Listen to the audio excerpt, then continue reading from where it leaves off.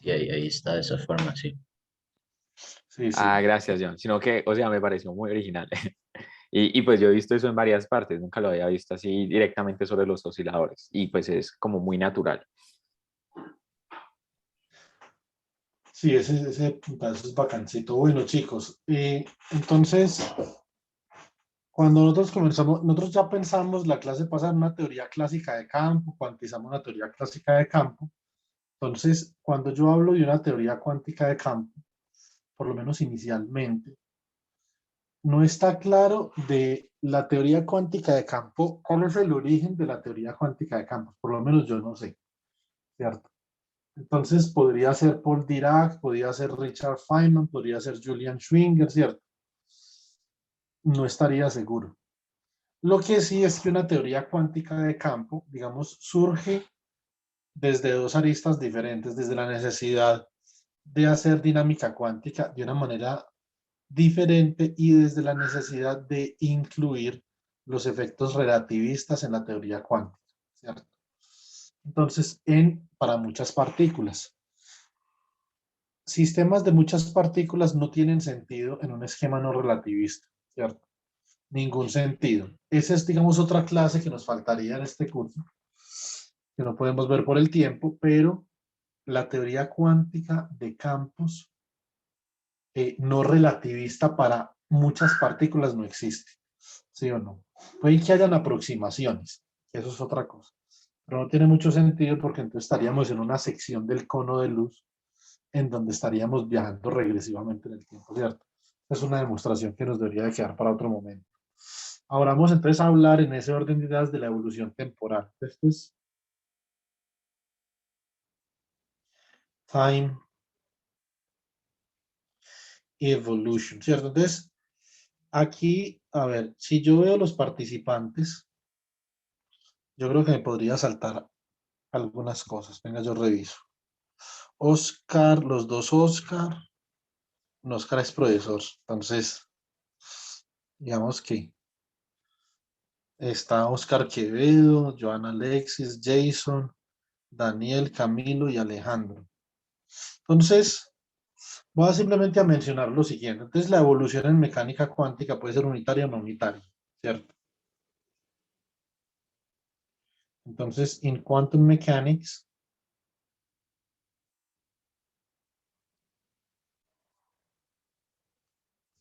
pues puedo tener evolución unitaria, que es la evolución que caracteriza un sistema cuántico cerrado.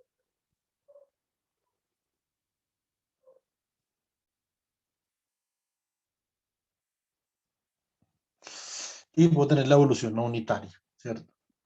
Que es la evolución que caracteriza a un sistema cuántico abierto.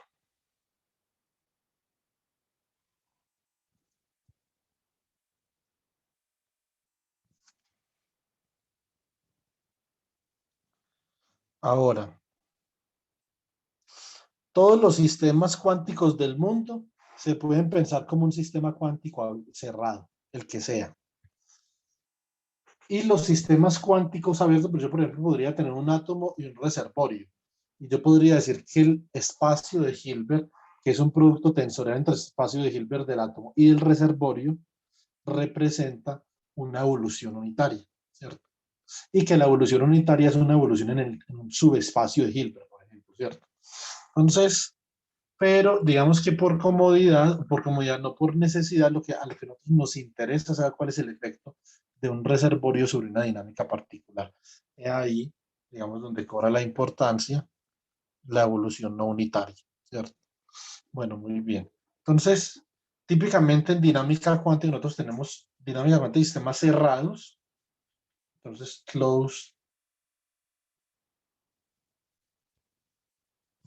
system quantum dynamics.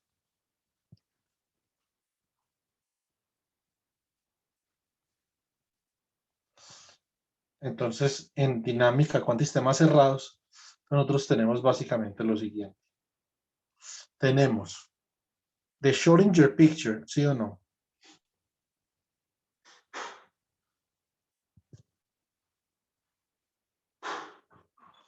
Entonces, el estado el estado es dinámico. En este caso particular tenemos que un estado phi en un tiempo t es básicamente la evolución desde t hasta t0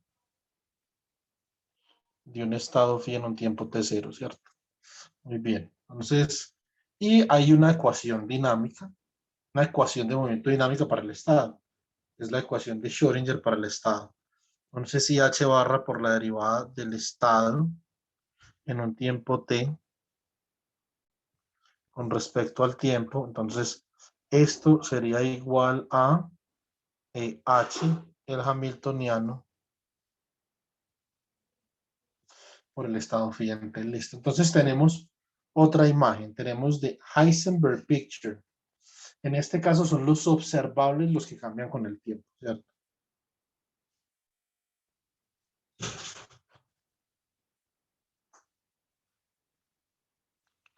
Entonces en el Heisenberg Picture, básicamente que lo que yo voy a tener es un observable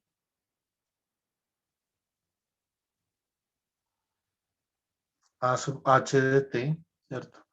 Que va a ser igual a u daga de t, t0, ¿cierto?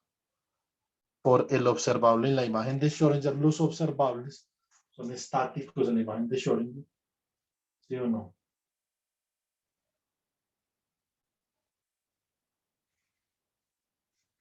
Segundo.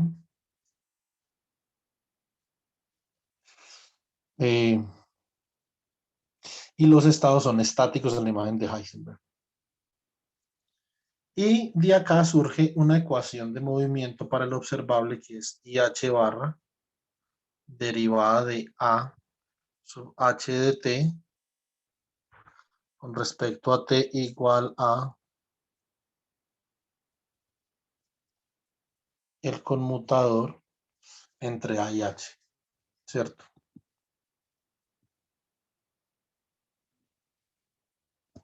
Bueno, muy bien. Ahora, hay una imagen importante de la mecánica cuántica que está relacionada con la interacción entre un estímulo externo y un sistema cuántico, ¿cierto? Y es la imagen de la interacción o de Dirac. Entonces, esto es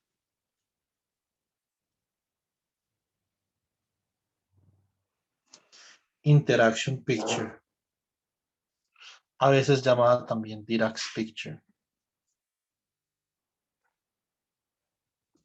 Entonces, en la imagen de la interacción, básicamente que mi hamiltoniano, yo lo puedo dividir, el hamiltoniano total lo voy a poder dividir en un hamiltoniano H sub 0 más un hamiltoniano W de T, ¿cierto?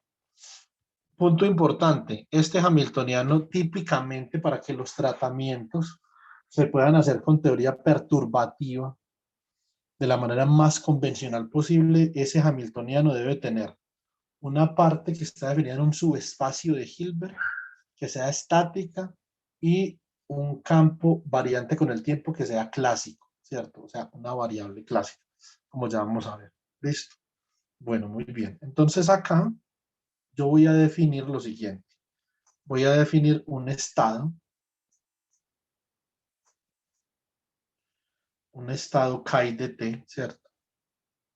De forma tal que el estado variante con el tiempo de mi sistema físico es igual a un estado chi de t por e a la menos i sobre h barra h sub 0 por t.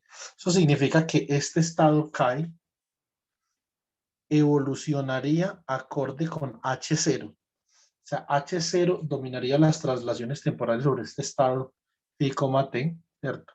Entonces acá tendría un estado chi de t que es un estado auxiliar por este factor de fase con el hamiltoniano al que yo le conozco el problema de autovalores, ¿cierto?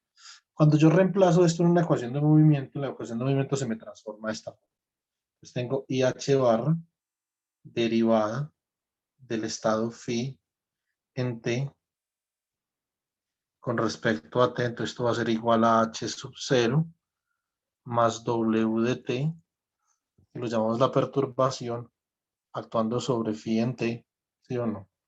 Y esta expresión de acá se me transforma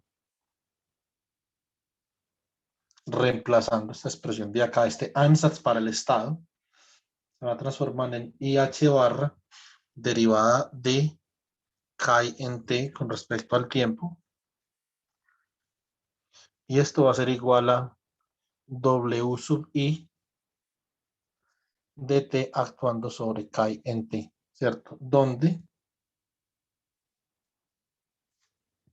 W sub I de T es igual a E a la I sobre H barra H sub 0 T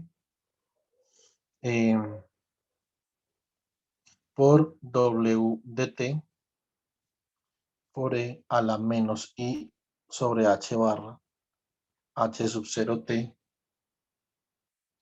siendo esta la representación de la perturbación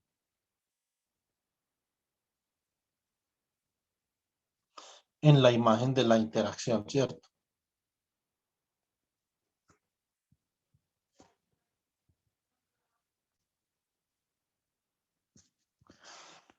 Bueno, muy bien. Entonces, esta es otra forma de hacer dinámica cuántica, ¿sí o no?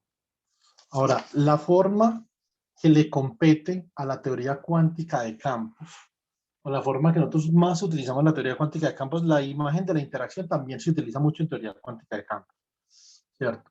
Entonces, esta es una forma de hacer dinámica en Quantum Field Theory, esta de acá. Entonces, esta es una forma, pero no es la única. Hay otra forma alternativa, entonces, alternative way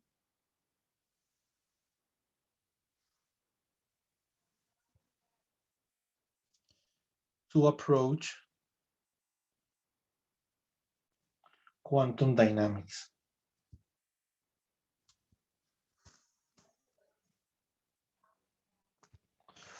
Realmente acá es donde comienza el curso. En este punto vamos a comenzar a hacer teoría cuántica de campos como lo vamos a hacer en las próximas 3 sesiones. Listo. Entonces, ¿qué tenemos acá? Tenemos time evolution operator U de t, t0 o Bain, ¿cierto? Entonces esto es IH barra derivada del operador evolución temporal con respecto al tiempo igual a el hamiltoniano por U de t, t0. Esta expresión que nosotros tenemos acá admite diferentes tipos de solución, ¿cierto? Admite diferentes tipos de solución y cuando el hamiltoniano, o más bien, uno puede distinguir 3 casos, no se los voy a escribir, ustedes los pueden analizar. Distinguimos el caso cuando H es independiente del tiempo, cuando H depende del tiempo, pero conmuta consigo mismo para diferentes tiempos. Y distinguimos el caso cuando H es dependiente del tiempo, pero no conmuta consigo mismo para diferentes tiempos, ¿cierto? Entonces tendríamos en ese caso un operador evolución temporal, que es una solución a esta ecuación diferencial de la forma operador ordenamiento temporal, ¿cierto? Por la exponencial de menos I sobre H barra por la integral entre T0 y T de H de tau por d tau, ¿cierto? Ahora, para el caso en el que H sea una constante, entonces, for the case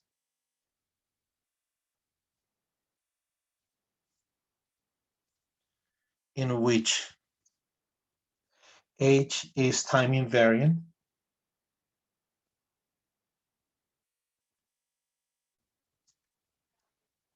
for the case in which H is time invariant, listo. Entonces,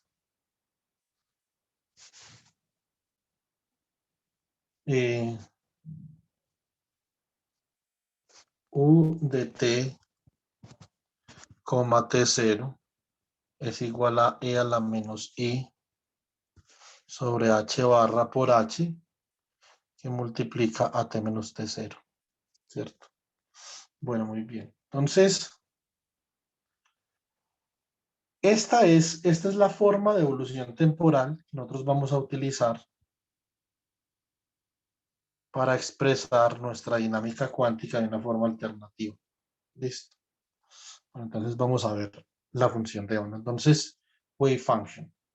Yo ahorita en la presentación, si ustedes estuvieran en la presentación de más temprano, les pudieron haber notado una cosa. Yo, digamos que hice hincapié en un aspecto fundamental de la teoría cuántica de campos con funciones de Green. ¿Cuál es? Clásicamente, nosotros vimos 8 días, clásicamente las funciones de Green, digamos, relacionan una excitación, por ejemplo, F de R', ¿cierto? Con una respuesta que puede ser, por ejemplo, phi de RT, a través de la integral de convolución sobre D3R' sobre DT' de G, que es una función de Green, que sería G de R menos R', T menos T'. Entonces, ¿cómo funciona esto cuánticamente? O sea, cuánticamente esto no funciona así. ¿Sí o no? Cuánticamente no funciona así. Vamos a ver cómo funciona cuánticamente. Esto es un aspecto que es relativamente novedoso de la teoría cuántica de campos en comparación con la teoría clásica de campos. Y es que en la teoría cuántica de campos, nosotros no propagamos una excitación o un estímulo hacia una respuesta, no, lo que nosotros estamos propagando es el estado de un sistema físico, exactamente como acá, como funciona con el estado phi en un tiempo t, que es igual al operador de evolución temporal en tt0 por el estado en un tiempo t0, ¿cierto? Entonces acá lo que yo estoy haciendo es que estoy propagando el estado desde un tiempo t0 a un tiempo t, ¿sí o no? Por lo tanto, la función de Green de alguna forma ha de tener que ver con este operador de evolución, ¿sí o no? Entonces vamos a ver, función de onda.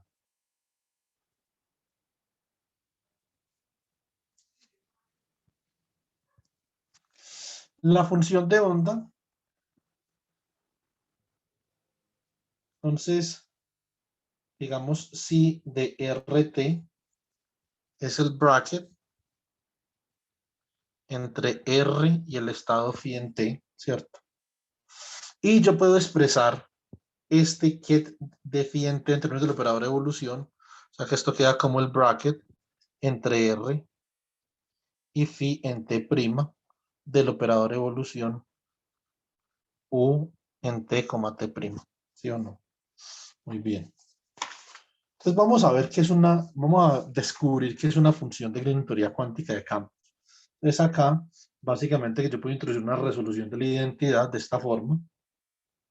Esto es el bra de R, aquí U de T, T'.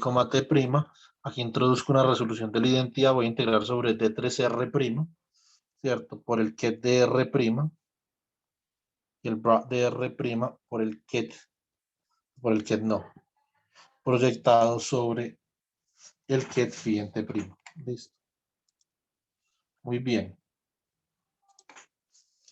Entonces acá esto me va a quedar como la integral sobre D3R', ¿cierto?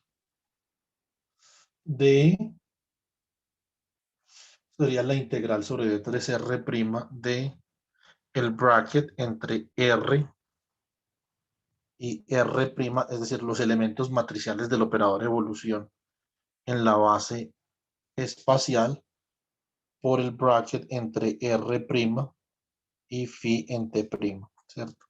Este término de acá, yo lo puedo expresar como una integral sobre T' de un propagador que voy a llamar GDR menos R'.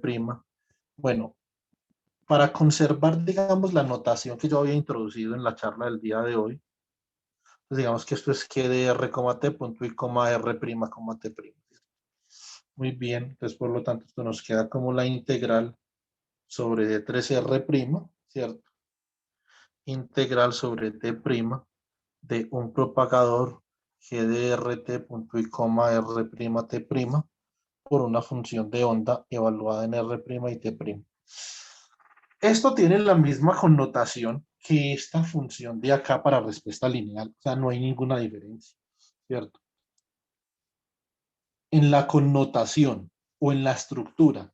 Donde sí hay una diferencia es entre lo que se está propagando clásicamente y lo que se está propagando cuánticamente. Como ustedes pueden observar, cuánticamente,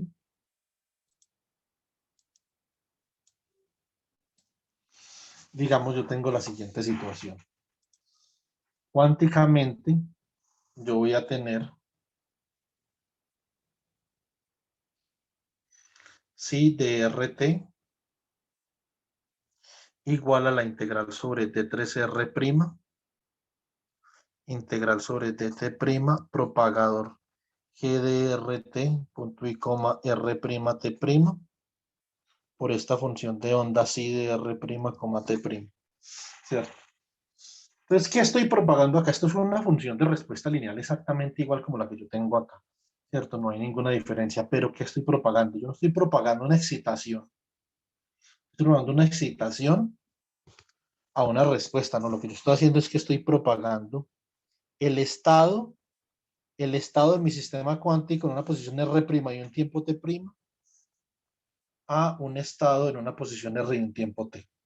Cuando yo hablo de propagador en mecánica cuántica y por ende en teoría cuántica de campos, estoy hablando de una función que transforma el estado de un sistema físico en una posición R' y un tiempo T', en otro estado en una posición R y en un tiempo T. Por lo tanto, el enfoque de propagador en mecánica cuántica es básicamente útil cuando yo estoy hablando de transitions, ¿cierto? Uno puede decir que uno va a trabajar un ground state con un propagador en mecánica cuántica sin ningún problema, ¿sí? Más sin embargo, el concepto de propagador fue propuesto por Feynman y por Schwinger pensando en transiciones, ¿cierto? Entonces, cuando yo digo, por ejemplo, lo siguiente, yo tengo una muestra, tengo aquí una placa metálica,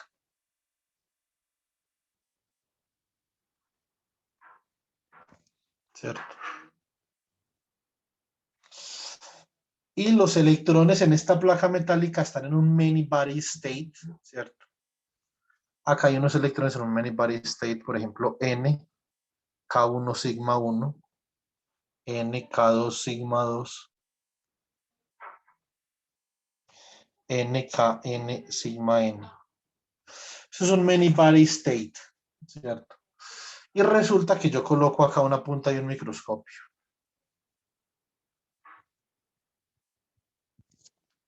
Entonces, viene un electrón o un fotón o cualquier cosa, en este caso un microscopio electrónico es un electrón, interactúa con la muestra, interactúa de forma tal que va a modular este many body quantum state, ¿cierto? Y entonces hace un proceso de scattering, ¿cierto? En este proceso, mientras este electrón, por ejemplo, externo, entró acá con momentum Q y spin sigma, y salió con momentum Q' y spin sigma prima, entonces hubo una transición en el estado, no solamente del electrón incidente, sino también en el quantum many body state, ¿sí o no? Entonces, ¿qué es lo que yo quisiera saber? La estructura de esta muestra que yo tengo acá se hace manifiesta. Esta estructura de esta muestra que yo tengo acá se puede hacer manifiesta estudiando la transición entre Q sigma y Q prima sigma prima de este electrón incidente. Por lo tanto, sería interesante yo hacer esto, calcular el bracket, ¿cierto? Entre Q sigma y Q prima sigma prima del hamiltoniano. ¿Cuáles son los elementos matriciales del hamiltoniano entre estos dos estados? ¿Cierto? Esto es un transition probability.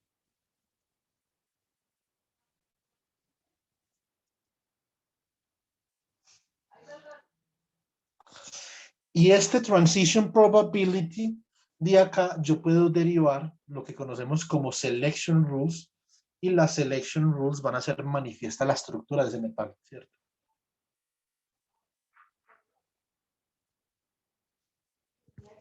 ¿Sí o no?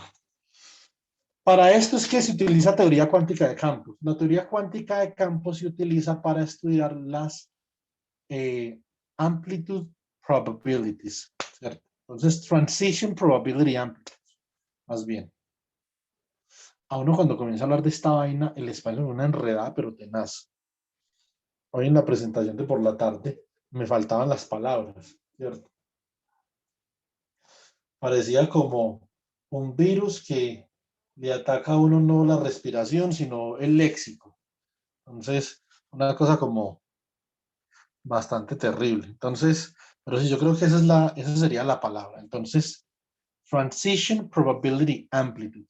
Para eso se utiliza teoría cuántica de campos. Digamos que si uno le pregunta, bueno, ¿y usted por qué utiliza teoría cuántica de campos? Bueno, entonces yo puedo hablar sobre el problema de muchas partículas. En el esquema de muchas partículas, entonces ya no tiene mucho sentido, no es relevante hablar de una teoría cuántica no relativista. Entonces, en el esquema de muchas partículas hablamos de una teoría cuántica relativista y por ende, entonces arribamos a una teoría cuántica de campos, ¿cierto? Entonces, pero más que eso, bueno, entonces eso es una formalidad de la teoría cuántica de campos. Pero ¿para qué es la teoría cuántica de campos? No qué es, sino para qué es. Entonces, es para estudiar Transition Probability Amplitude. Digamos que eso es una forma sucinta de resumir el para qué de la teoría cuántica de campo. Entonces, Quantum Field Theory. O coloquémoslo así.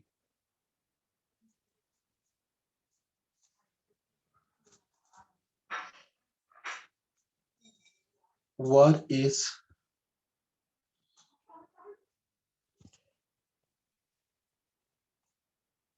Quantum Field Theory for? Entonces,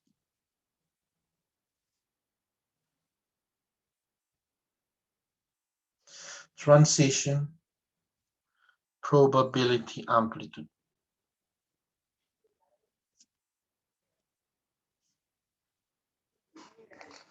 Y esto esencialmente es lo que nosotros conocemos como un propagador, ¿cierto? O podemos decir que esto es Propagator Quantum Mechanics.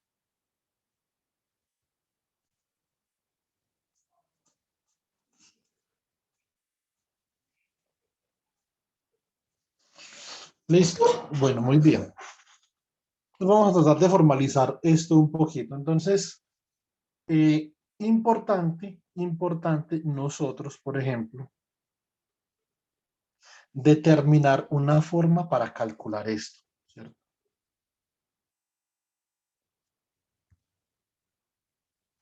¿Cómo podemos calcular esto? Digamos que en la teoría de la respuesta lineal de cubo, cuando yo trabajo en la imagen de la interacción acá, entonces yo naturalmente mediante estos estados puedo llegar a la siguiente expresión, ¿cierto? Entonces, cubo linear response. Esta es una forma de calcular esto y son formas análogas. Cubo linear response. Entonces, en cubo linear response yo tengo que la variación espaciotemporal de un observable la puedo expresar como la integral sobre D3R' sobre D tau' por una función de Green retardada que me relaciona un observable A y un observable B de R menos R' T menos T' por una función de sensibilidad F de R', T'. Esto se parece más a la parte clásica que a la parte de teoría cuántica de campo, ¿cierto? Pero realmente lo que yo estoy mirando acá es cómo afecta un observable B a un observable A. En otras palabras, qué transiciones produce un observable B y un observable A, ¿cierto? Y acá, en este caso, Q definió esta función de Green retardada como función de la diferencia de los desplazamientos y la diferencia de los tiempos, como menos i sobre h barra por teta de t menos t prima, que multiplica al valor esperado de el valor esperado del conmutador, ¿cierto? Entre un observable A de RT y un observable B de R', T'. Listo. Entonces, listo. Entonces, esta es una forma de calcular G. Ahora, esto sería en el caso tal de que ahí me representaras bosones. Esto es for the bosonic case.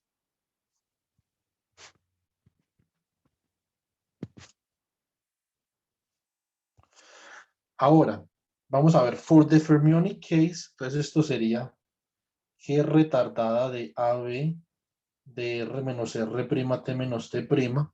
Esto sería menos I sobre H barra teta de T menos T' por el valor esperado del anticonmutador, por ejemplo, de EA, de RT y B, de R', T'.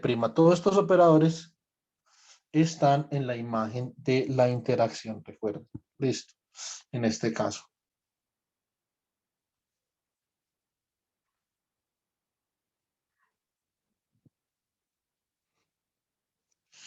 Entonces, si vamos acá, for the fermionic case.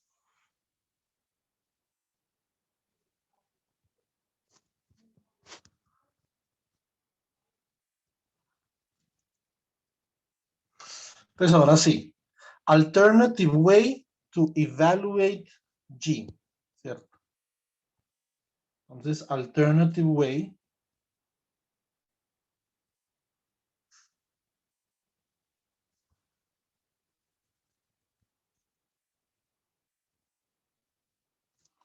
to evaluate G. Entonces, acá tenemos que G de RT, R prime, T prime. Esto es básicamente el bracket entre R y T y R' y T' del operador evolución T, T0 o T, T' más bien. ¿Cierto? Muy bien. Entonces, por simplicidad y por notación, ustedes en los libros van a encontrar muy a menudo la siguiente forma de representar este propagador. Van a encontrar que esto es G de XFTF, punto y coma XITI. Es una propagación entre tiempo y posición inicial, tiempo y posición final. ¿Sí o no? Y acá, entonces vamos a tener el bracket entre XF y TF y entre X y TI de U de TF, TI. ¿Cierto? ¿Qué significa este bracket de acá?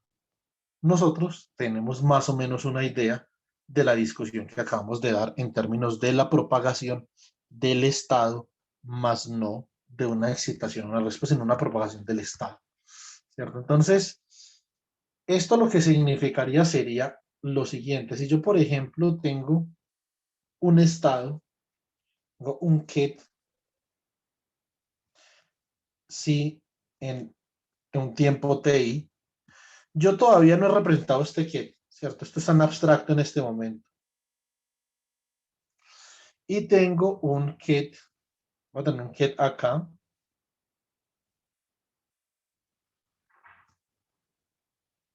De sí en un tiempo tf, ¿cierto? Entonces, básicamente que la propagación implica un conjunto de transformaciones infinitesimales que yo aplico sobre mi sistema cuántico de forma tal que después de un tiempo el sistema cuántico ha evolucionado desde este estado hasta este otro. Así es como uno debe ver la propagación en mecánica cuántica. Esto es propagación, ¿cierto? Ahora, esta propagación que yo estoy haciendo acá, esta es una propagación que es análoga y equivalente a esta propagación de Q.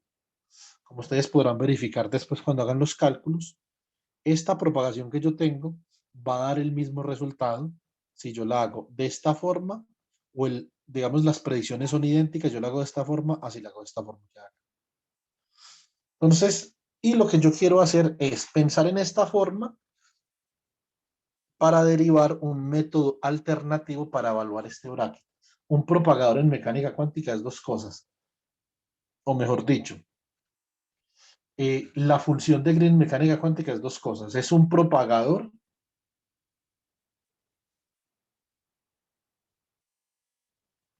pero también es un valor esperado. O sea que en términos de la función de Green, además de escribir propagadores, podemos escribir observables. Y eso es una de las características más potentes que tiene una función de Green.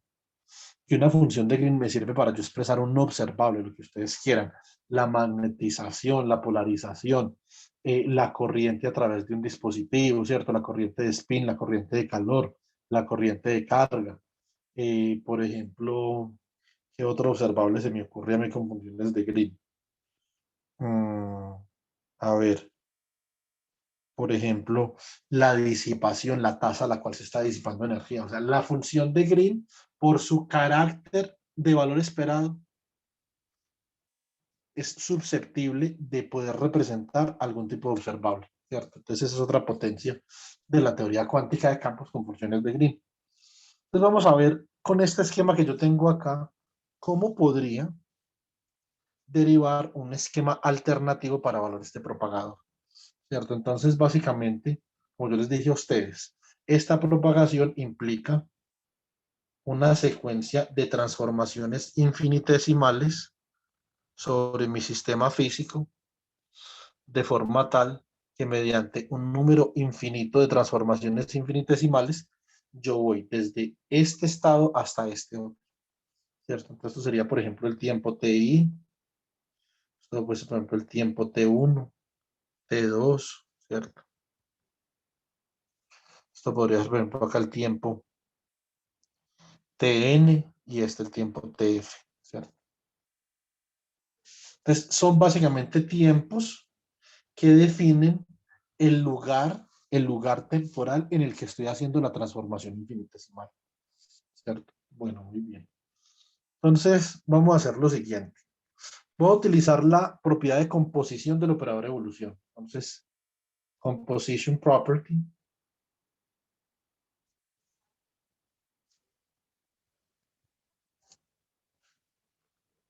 of the evolution operator.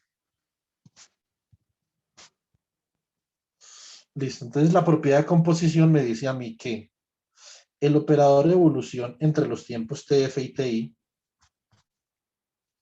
básicamente se puede entender como el operador de evolución entre TF, T1 y entre T1 y TI, ¿cierto? Bueno, muy bien. Entonces, esta es la propiedad de composición. Ahora, ¿qué significa esto? Esta propiedad de composición. Digamos que esto es relativamente claro lo que significa, pero pues en caso tal de que esto cause algún tipo de confusión, entonces podemos aclarar. Básicamente que si yo tengo un sistema cuántico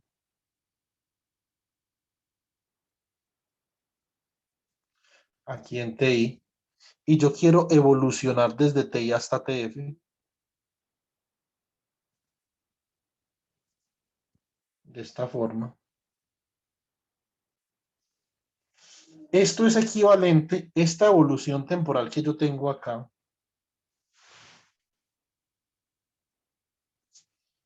sería U entre TI y TF. Esto sería equivalente, por ejemplo, a yo evolucionar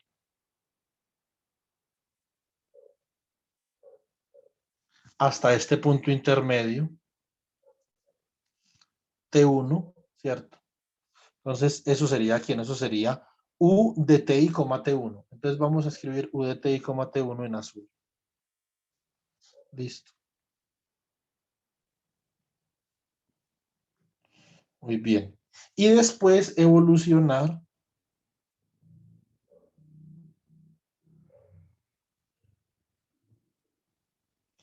desde T1 hasta TF, ¿cierto? Que sería U de T1 de TF, T1.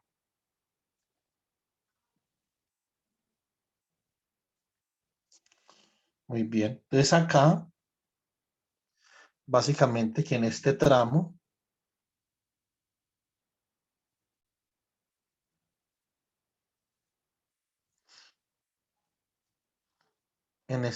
de acá yo estaría hablando de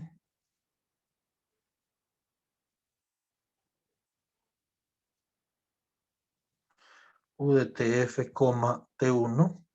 Y en este otro tramo de acá yo estaría hablando de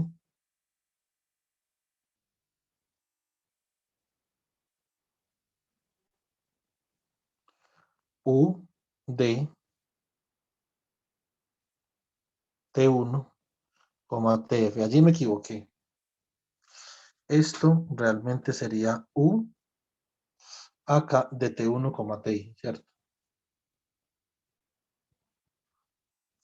Bueno, muy bien. Entonces, ahora esta propiedad de composición yo la puedo utilizar repetidamente, ¿cierto? No solamente entre dos puntos. Un punto importante, chicos, es que esto solamente es cierto en sistemas cuánticos cerrados. Esto no es cierto en sistemas cuánticos abiertos, porque el operador de evolución de un sistema cuántico abierto es un mapeo, una superposición de mapeos, ¿sí o no? O por lo menos ese es uno de los esquemas en los que se puede ver. Es el esquema más sencillo, ¿cierto? Nosotros le damos los mapeos de Krauss, una superposición de mapeos, y para usted poder hacer esto, la probabilidad, ¿cierto? Debe de conservarse durante todo el intervalo temporal. Cuando usted comienza a disipar probabilidad y a introducir, por ejemplo, decaimiento irreversible o aumentar la entropía de su sistema, usted no puede hacer esto.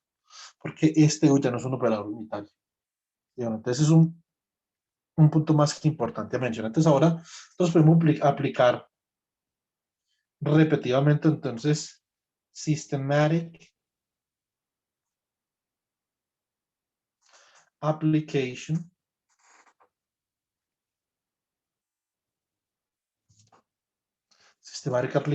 of the composition property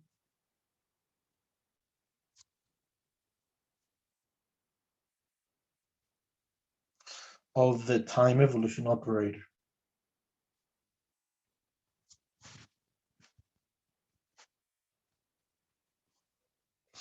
Entonces, ¿qué tengo yo? Voy a expresar así. Entonces, el propagador evaluado en XF, TF, punto y coma, XI, TI. Entonces, esto es igual al, escribámoslo así por simplicidad, entonces sería el bracket entre XF y XI du de TF, TI. Y aplico entonces la propiedad de composición acá. Entonces, esto va a ser el bra de XF, entonces acá coloco U de TF, Tn-1 por U de Tn-1, Tn-2, puntos suspensivos. Esto sería acá U de T2, T1 por U de T1, Ti por el que es de XY. Entonces, esto es la aplicación, esto será la aplicación sucesiva y sistemática de la propiedad de composición. Ahora, Profe, qué entre pena. operadores, sí, dime. En el bracket no debe estar XF, TF, también el tiempo. No, pero pues sí, pero digamos en términos de notación, voy a trabajar simplemente con XF y XY porque voy a estar introduciendo, son resoluciones de la identidad en una base estacionaria, en una base temporal, entonces lo voy a trabajar así para simplificar la notación. ¿Me explico? Sí, sí, listo. Entonces acá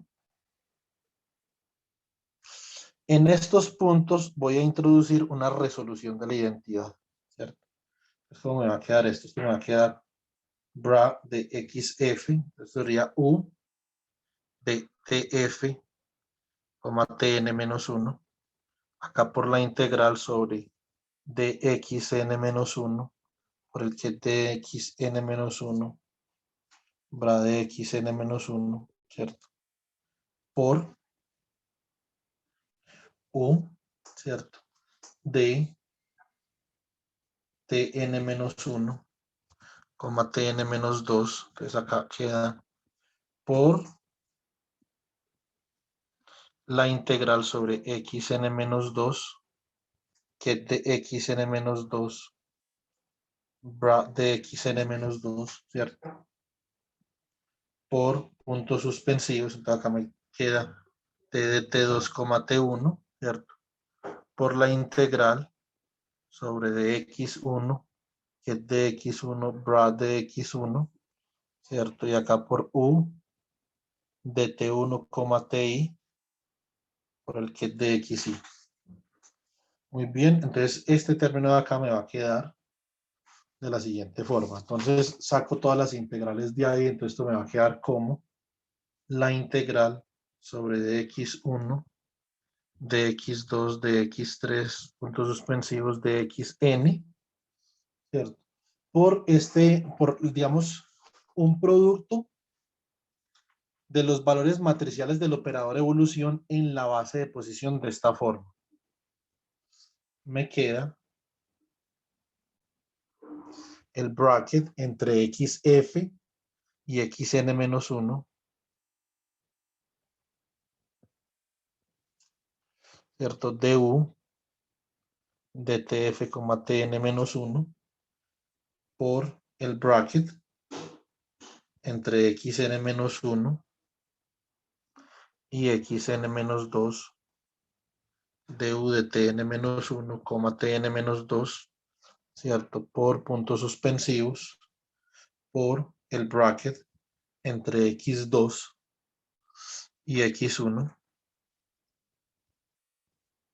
de u de t2, t1, ¿cierto? Por el bracket entre x1 y xi du de t1, ti, ¿cierto? Entonces así me queda el propagador. Esta es una forma alternativa, es una forma alternativa para llevar al propagador. Listo. Entonces, yo puedo utilizar una productoria, ¿sí? Bueno, puedo utilizar una productoria de la siguiente forma y decir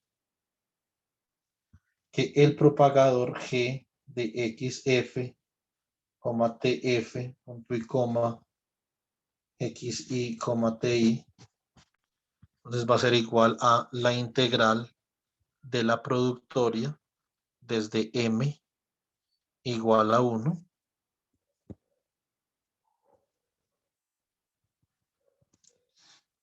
hasta N, ¿cierto? De XM, o sea, el producto de estos diferenciales y aquí por el bracket entre XM y XM menos 1, ¿cierto? A ver, ¿cómo nos hacemos para que esto quepa? Pregunto, chicos. A ver si puede escribir como escribe Juan Camilo. Esta es la productoria desde M igual a 1 hasta N de XM, bracket entre XM y XM menos 1 de U de T sub M más 1, T sub M, ¿cierto? Bueno, muy bien. Entonces, así quedaría nuestro propagador. Esto es una forma alternativa para calcular un propagador, ¿cierto? Entonces, no se les olvide eso, por favor. Esto es dinámica cuántica, estamos viendo dinámica cuántica por una forma alternativa, no como lo hacemos ni en la imagen de Schrödinger, en la imagen de Heisenberg, ni en la imagen de la interacción. Es una forma alternativa para hacer dinámica cuántica, ¿cierto? Lo que pasa es que esta forma alternativa para hacer dinámica cuántica nos cae como anillo al dedo cuando vamos a predecir una propiedad no observable, ¿cierto? Es muy fácil predecir propiedades de observables de esta forma. Pero hay otra ventaja que es indiscutible del propagador. Y es que tratar problemas perturbativamente es supremamente sencillo. Es decir, el camino perturbativo utilizando propagadores está muy claro, ¿cierto? No da lugar a ningún tipo de ambigüedad. Supremamente claro. Ese es el fuerte del propagador. Listo. Esto tiene un nombre especial. Ya vamos a ver cómo se llama esto.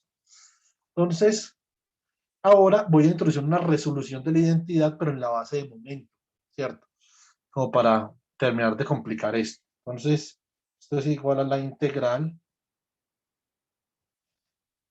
de la productoría desde m igual a 1 hasta n de dxm, bracket entre xm y xm, perdón. Vamos a hacer una cosa, este es bra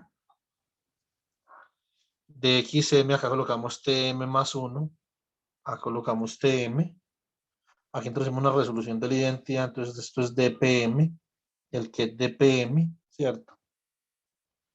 Bra dpm, y acá el que es de xm menos 1, ¿sí o no? Muy bien, o sea que esto cómo queda. Como esto es una productoría sobre m, entonces el momentum también va a entrar dentro de esa productoría. Eso es como lo que yo acabé de hacer acá, es como si acá, donde tenía la productoría, todos estos brackets, aquí en cada uno de estos puntos hubiera introducido una resolución de la identidad, habiendo introducido n resoluciones de la identidad en el momento. Por lo tanto, el momentum también queda dentro de esta integral, ¿cierto? Ah, bueno, para yo poder, digamos, para yo poder sustentar esta notación, tengo que hacer que xf es igual a x sub n y que x y es igual a x sub 0, ¿cierto? Para que esta notación que tengo que tenga sentido. Entonces así, esto queda como la integral sobre la productoria desde m igual a 1 hasta n de xm. Que me profe, una preguntita. Dime. Es que, ¿me puede explicar por qué no en la notación tengo un t más 1, m menos 1 y a mi izquierda? Por ejemplo, cuando m es igual a 1, tengo transición desde t1 a t2, pero las posiciones en la notación que tenemos van de t1 a 0.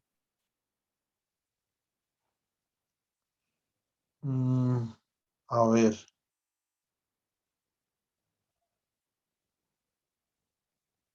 Sí, yo creo que usted tiene razón.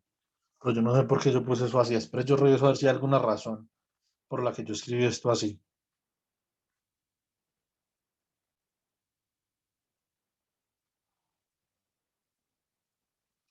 Sí, yo creo que esto no tiene mucho sentido. Usted tiene razón.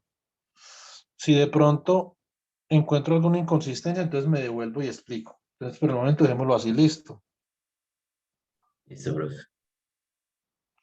No estoy seguro porque habré escrito eso así. Bueno, así lo tengo en las notas mías. Sería tm, tm menos 1. Igual yo creo que esto no importa mucho porque después lo que va a pasar, John, es que usted va a tener un factor de fase que va a depender o de tm más 1 menos tm, ¿cierto? O de tm menos tm menos 1, y eso es básicamente que un delta t en cualquiera de los dos casos. Entonces yo creo que no importa, ¿cierto? Pero entonces miremos a ver, cuando Sí, llegue, a ver entonces hasta dónde llegamos, listo. sí, pero claro, pero así como está, creo que veo la asociación de las etiquetas distintas, ¿no? Por eso lo dije. No, no, no, pero tiene, hasta el momento yo le veo mucha razón al argumento, entonces dejémoslo así, listo. Listo, profe. Muy bien, entonces, ¿qué pasa acá? Entonces acá yo tengo bracket entre xm y pm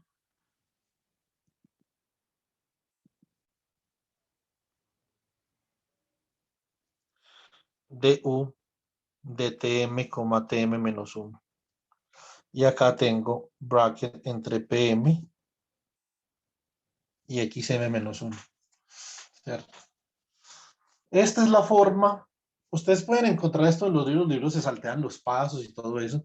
Esta es la forma, perdonen la redundancia, más formal para hacer esta vaina. ¿Sí o no? Entonces, así es como esto se debería de hacer, como les voy a explicar.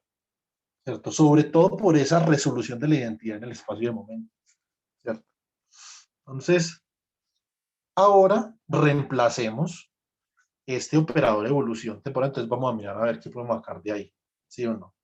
Listo. Y ahí es de donde yo me pegaba para, digamos, aceptar la recomendación del compañero Joan. Por acá nos va a quedar un delta t. Entonces esto es la productoría desde m igual a 1 hasta n de xm de pm, ¿cierto? Entonces nos queda el bra de xm, acá nos va a quedar e a la menos i sobre h barra. H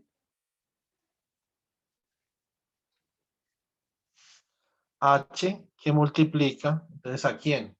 ATM menos TM menos 1, ¿cierto? Por el ket de PM. Y acá entonces el bracket entre PM y XM menos 1. ¿Sí, no?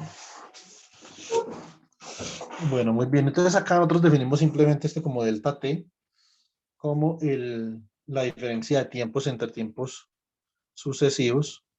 Y acá escribo entonces esto como la integral sobre la productora desde m igual a 1 hasta n de xm de pm, bracket entre xm y pm de e a la menos i sobre h barra Hamiltonian delta t, ¿cierto? Que es de pm, bracket entre pm y xm menos 1. Listo. Bueno, muy bien. Entonces, a ver. Yo pienso que más podemos hacer acá. Entonces, lo que podemos hacer acá en este momento es considerar este término. Bueno, este término de acá lo calculamos en un segundo. ¿Cierto? Entonces, esto no es tan difícil. Esto siempre es un elemento de matriz de la transformación de cambio de bases entre momento y posición, ¿cierto? Entonces, esto digamos que no hay que hacerle ningún tipo de psicoanálisis, pues, ¿cierto? Pero digamos que, bueno, cuánto da esto no sabemos, pero me preocupa más en este preciso momento este término de acá, ¿cierto? Entonces, este término de acá, entonces calculemos bracket entre xm y pm de e a la menos i sobre h barra Hamiltonian por delta t, ¿sí o no? Muy bien, entonces lo que yo voy a hacer es que voy a hacer una expansión de Taylor para decir que esto es aproximadamente igual a el bracket entre xm, segundo,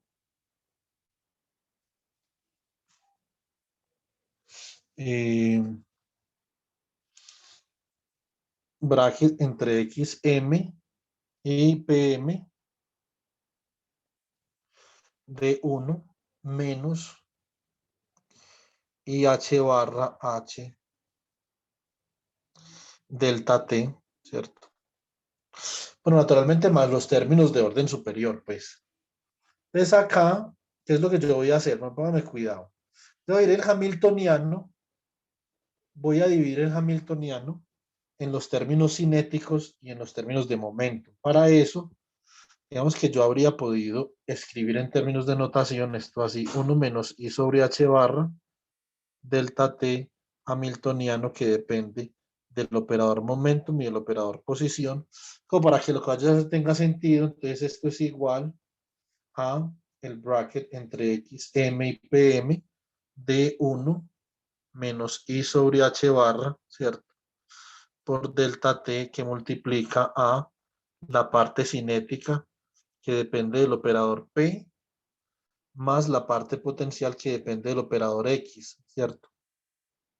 Actuando sobre el ket de PM. Bueno, entonces, yo voy a actuar, póngame atención, yo voy a actuar con este operador de acá, voy a actuar sobre el estado PM, entonces voy a sacar un autovalor de ese estado, ¿sí o no? Y con este operador de acá, voy a actuar sobre el estado XM y voy a sacar un autovalor de ese estado, por lo tanto, esto de acá me va a quedar de la siguiente manera, con la extensión.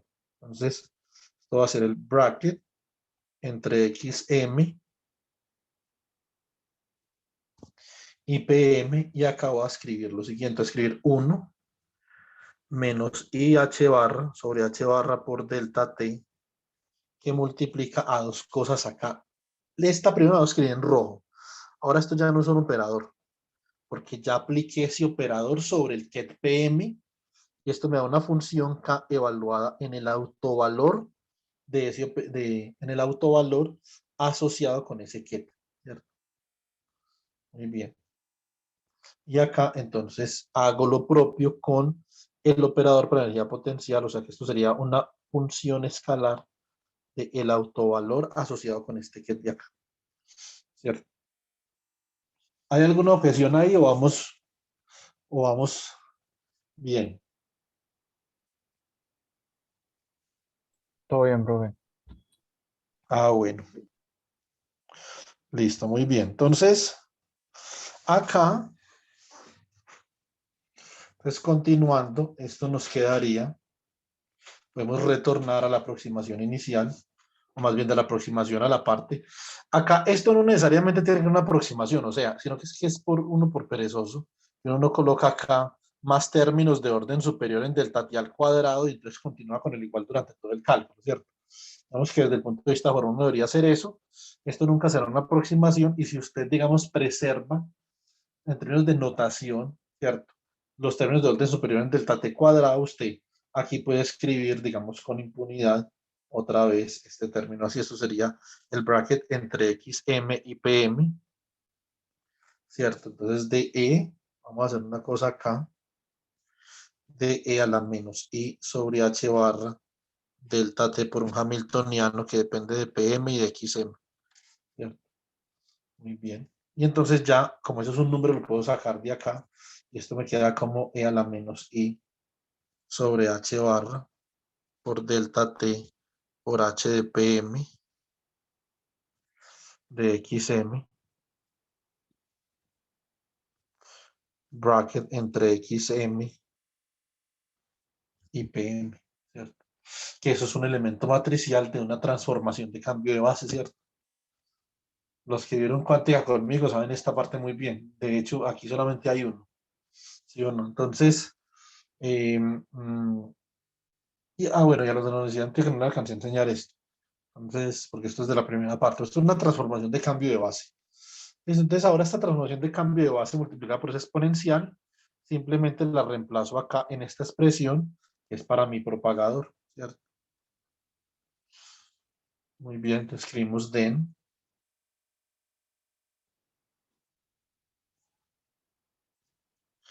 The propagator for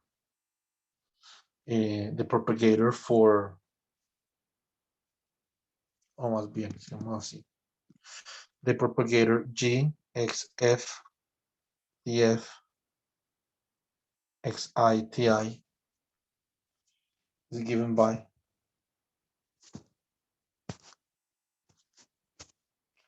listo. Entonces tendríamos g de x f t f x i t i, esto es igual a la integral sobre la productoria es de m igual a 1 hasta n de txm, ¿cierto? De pm, entonces este término que acabo de escribir acá, si damos esta vuelta acá en azul, esto es e a la menos i sobre h barra delta t, ¿cierto? Por h de pm, xm, por el producto de este mancito de acá, que es un elemento material de la transformación de cambio de base, por este otro mancito de acá, que es otro elemento matricial de la transformación de cambio de base, que entonces ya los vamos a evaluar también. Entonces no os preocupéis por esa parte. Entonces, esto sería por el bracket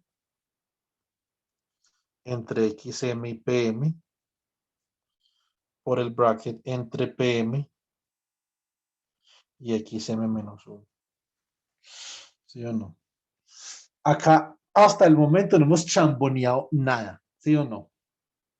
Hasta el momento. No podemos garantizar que me vamos a chambonear algo de aquí que acabe la clase, pero hasta el momento llevamos 0 en chambonería. Vamos a ver cómo nos va de aquí a que acabe la clase. Yo lo digo porque los libros típicamente chambonean mucho las integrales de camino, no porque, no, yo no creo que sean chambones, sino porque les da pereza comer todos los pasos. Entonces, cuando uno los va a reproducir, queda para todo perdido. Hasta el Habría, momento. ¿Cómo? habría un poquito, ¿no? De pronto en la expansión, hacer la aclaración de que habría que tomar, o sea, tiene más sentido cuando uno toma el límite delta de t, entonces se vuelve una igualdad, o es más preciso, pues, pero fuera de eso, ¿o qué opinan? No, porque, por ejemplo, no, pero sí, yo entiendo su punto naturalmente. Pero de todas formas, usted puede expandir, o sea, es que uno no solamente puede expandir una exponencial cuando delta de t tiende a cero, usted la puede expandir en cualquier momento, porque es una serie de Taylor, ¿sí o no? Entonces, el único requisito, ¿sí o no? O usted lo dice por la convergencia, ¿o a qué se refiere usted? O lo digo por la inclusión del resto de los términos. Ah, ya, sí, porque por eso yo dije que había que decir que O de t, O de delta t al cuadrado, delta t al cubo, etcétera, ¿cierto? Entonces que uno nos incluye ahí. Digamos que si uno quisiera ser más formal, debería de incluir que eso le faltan los términos de orden superior para poder que la aproximación sea exacta. ¿Sí me entiende? Sí, claro, igual el resto de los términos pues tienden a cero, o sea, el error, uno puede probar que el error tiende a cero cuando el delta de t tiende a cero, entonces no hay problema ahí. Ah, sí, exactamente. En eso tiene toda la razón. Pero yo creo que uno puede hacer las dos cosas. O hace eso o coloca los términos de orden superior ahí, ¿sí o no? Ahora, ahí, Joan, haciendo referencia a una cosa que usted me preguntaba en estos días, ahí, en la integral de camino en tiempo imaginario, ¿cierto? Que es básicamente lo que queremos hacer en este curso, es esto, pero en tiempo imaginario. Entonces, ahí en tiempo imaginario, ahí sí va a haber un error y no hay forma de no quitarse ese error. Y eso no es ser chambón, simplemente es que es así, ¿cierto? O sea, si usted no la quiere así, tiene que inventarse otro método, pero el método integral de camino en tiempo imaginario tiene un error del orden del tatao imaginario al cuadrado. ¿Sí me explico? Uy, eso no lo había escuchado. Es el error de esa integral de camino. Esa integral de camino tiene un error. Eso significa que usted no utiliza una base de estados coherentes infinita, una base de dimensión infinita. Entonces la integral de camino comienza a funcionar de manera irregular. ¿Sí me explico? Yo creo que eso sí lo explica bien ese libro de Negele. Es el único libro que yo he visto que explica eso. Por si le interesa como pegarle una leidita a eso para que charremos en estos días. Listo. Listo, profe. Bueno, entonces acá, ahora ¿cuál es la tarea? Pues la tarea es evaluar estos dos de acá, ¿cierto? Yo les podría dar la expresión, pero qué pereza. Más bien calculemos. Bueno, entonces, eso tampoco pues es una cosa del otro mundo. Simplemente yo quiero saber cuánto vale el operador momentum actuando sobre un estado arbitrario, ¿cierto? Entonces, momentum operator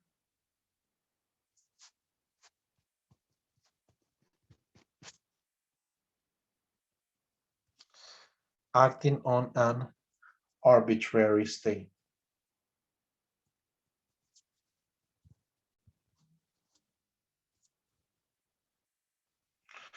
¿Cierto? Entonces, cuando el operador momento actúa sobre un estado arbitrario,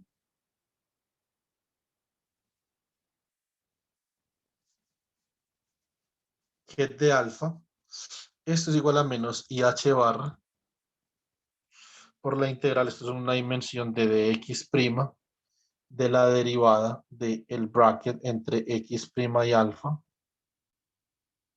con respecto a x', ¿cierto? Por el que es de x'. ¿Sí o no? Bueno, muy bien. Entonces eso significa que si yo quiero determinar los elementos matriciales del operador momentum entre la base x2' y la base arbitraria alfa, esto básicamente sería como menos IH barra integral sobre x', derivada de x del bracket entre x' y alfa con respecto a x' por el bracket entre x2' y x', que es un delta, o sea que esto nos queda, esto acá sería un delta de x' menos x2', ¿sí o no? Y de acá, entonces funge que es igual a menos IH barra, ¿cierto? Por la derivada de x2' del bracket entre x2' y alfa con respecto a x2', ¿sí o no? Bueno, muy bien. Entonces, esto es algo.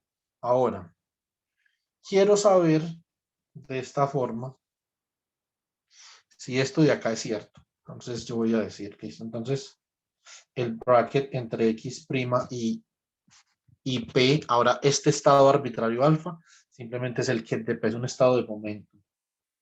¿Cierto? Entonces, ¿cuánto vale esto? Esto vale por este lado, P actuando sobre, digamos que esto es P', pues, ¿cierto?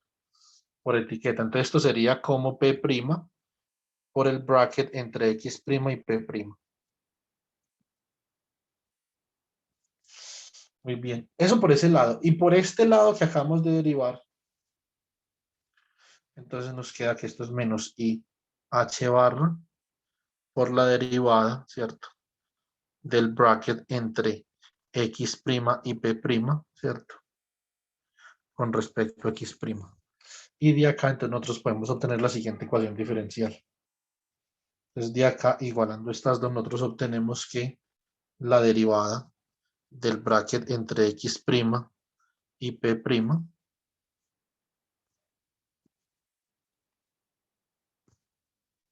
con respecto a x', más 1 sobre IH barra por el bracket entre x' y P' es igual a 0. Solucionando esta ecuación diferencial, vamos a tener el bracket entre x' y P'. ¿Sí o no?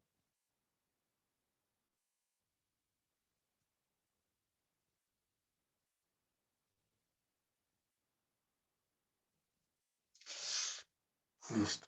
Bueno, entonces, solución. ¿Cuál es la solución de esto? Todos sabemos cuál es la solución de eso, ¿cierto? Entonces, la solución sería que el bracket entre x' y P'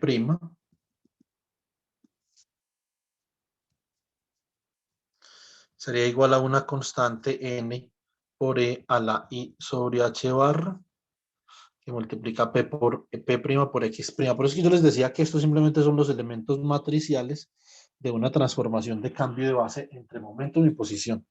¿Listo? ¿Sí o no? Entonces, y acá nosotros necesitamos evaluar, requerimos evaluar n de forma tal que, como esto es una función de onda también, porque una transformación de cambio de base en un espacio es una función de onda, ¿cierto? Esto está normalizado. Entonces, debemos de hallar, debemos de normalizar esto para que podamos determinar n. ¿Listo? Entonces, vamos a hacer lo siguiente. Voy a hacer esto. El bracket, voy a escribir bracket entre x' y x2'. Que nosotros sabemos que esto es el delta de x' menos x2', ¿cierto? Pero también yo lo puedo escribir de esta forma. Esto será el bracket entre x' y x2' del operador 1. Escribo el operador 1 en la base de momentum, o sea que esto sería el bracket entre x' y x2' de la integral sobre dp' del ket de P' por el dp', ¿cierto? O sea que esto es igual a la integral sobre P' del bracket entre x' P'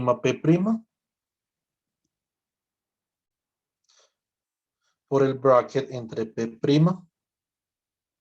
y x2', pero nosotros ya sabemos cuánto vale cada uno de estos. O sea que esto es la integral sobre dp', bracket entre x' y P', entonces simplemente sería n, ¿cierto? Por e a la i sobre h barra P' por x'. Este de acá, el bracket entre P' y x2' sería n asterisco, ¿sí o no? Por e a la menos i sobre h barra por P' por x2', ¿sí o no? Y voy a hacer lo siguiente, bueno, para poder, quiero transformar esto como en algo parecido a una transformada de Fourier. Entonces voy a sacar este de acá por este de acá, ¿cierto?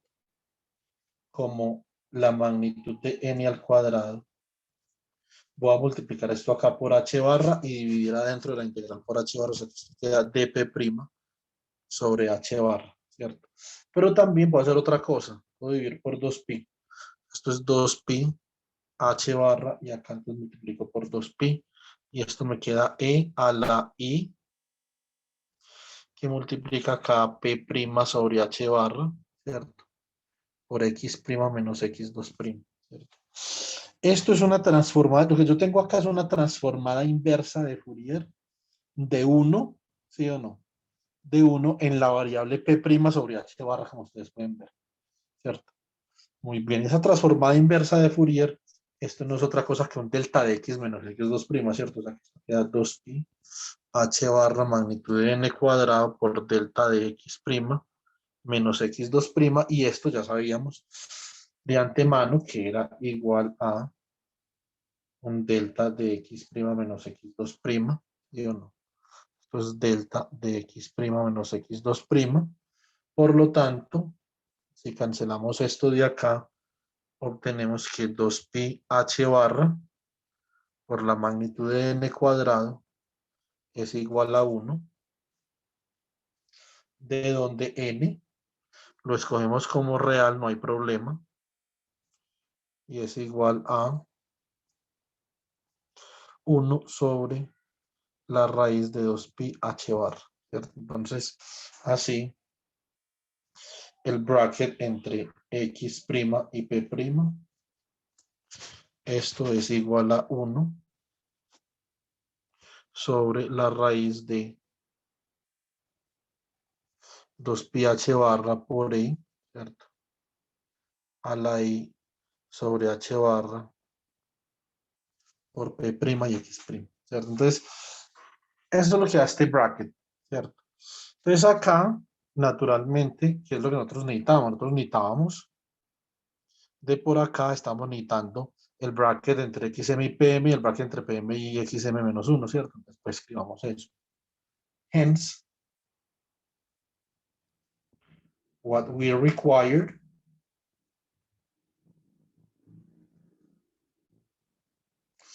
es lo siguiente. Entonces, requerimos el bracket entre xm y pm. Bueno, pues muy sencillo. Esto es igual a 1 sobre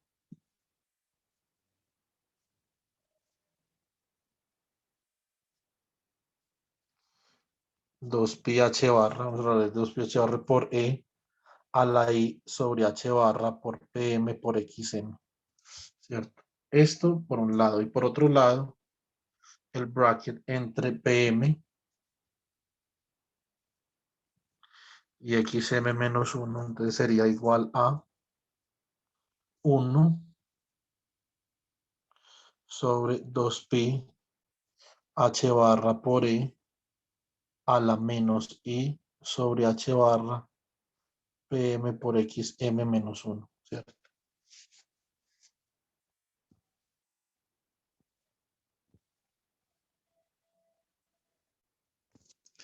Muy bien, entonces así vamos a retornar a la evaluación del propagador, ¿cierto?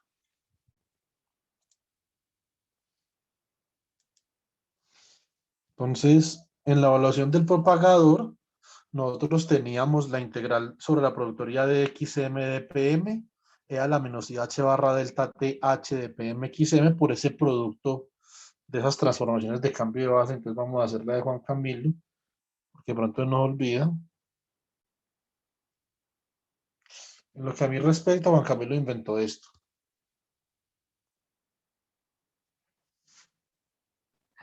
Solo era como explorar las opciones.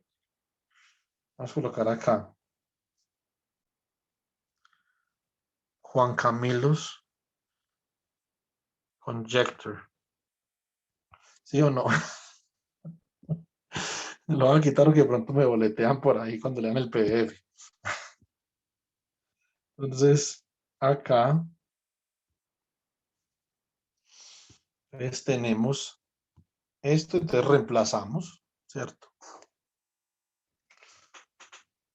Y nos queda la integral sobre la productoría desde m igual a 1 hasta n de dxm de pm, ¿sí o no? De e a la menos i sobre h barra delta t por H de PM XM, y entonces acá reemplazamos lo que nos había dado. Entonces nos queda por 1 sobre la raíz de 2 pi h barra, ¿cierto? Por E a la I sobre H barra PMXM, ¿cierto? Y acá en rojito, hagámosle a 1 sobre la raíz de 2 pi h barra por E a la menos I sobre H barra PM por XM menos 1, ¿cierto? Muy bien. Entonces, dado esto, yo puedo comenzar a escribir esto. La siguiente nos llamo a llegar al resultado, ¿cierto? Este es el resultado oficial de Richard Feynman al que vamos a llegar. El que yo enseñé, por ejemplo, en cursos pasados, digamos, no es tan oficial, ¿cierto? Un poquito más forzado. Pero lo que pasa es que eso depende mucho, yo digo que eso depende mucho como de la motivación del curso, o sea, cuál es uno por qué está haciendo el curso, ¿sí o no? La motivación de este curso es una teoría cuántica de campo, entonces esto ya es más importante. Pero para un curso, por ejemplo, de mecánica cuántica convencional o funciones de Green, simplemente es como utilizar este resultado para demostrar algo.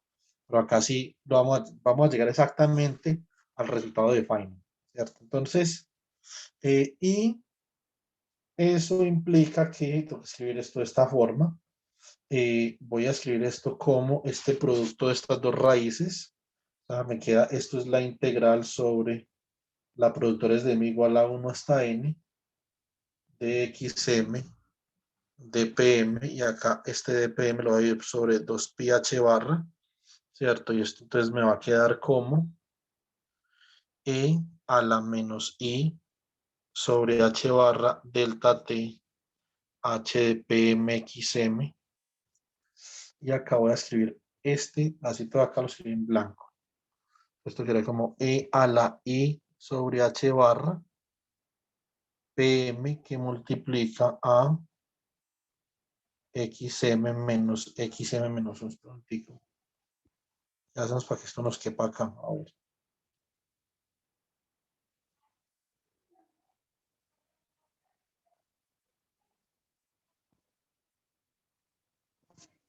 ¿Cierto? Bueno, muy bien. Entonces vamos a hacer una factorizacióncita ahí. Y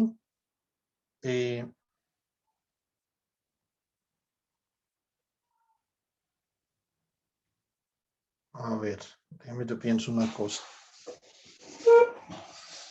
Entonces, como esto es un producto, aquí estoy haciendo una productoria, ¿cierto? Voy a hacer algo acá, un pequeño truquito ahí. Todas estas productoras serían iguales, ¿cierto? Es como yo tuviera 3 productores sobre la misma vaina, ¿cierto? ¿Por qué? Porque si no la integral da 0, ¿cierto? Entonces eso no es una integral regular, o sea, esto de XM, PM, todos tienen que tener el mismo índice. Entonces esto quedaría como la integral, o la productoria desde m igual a 1 hasta n de dxm, ¿cierto? Por dpm sobre 2 pi h barra. Y acá entonces la productoria exponencial es una suma exponencial, entonces esto quedaría como, coloquémoslo acá primero, la productoria es de m igual a 1 hasta n, ¿cierto? De e, a ver, a la i sobre h barra, escribámoslo así. I sobre h barra. Y acá, entonces voy a escribir pm, ¿cierto? Que multiplica a xm menos xm menos 1 sobre delta t, ¿cierto? Menos, menos, a ver, déjenme pensar una cosa así, simplemente acá h de pm xm y acá por delta t, ¿cierto? Fantástico. Entonces acá nos va a quedar la integral sobre la productoria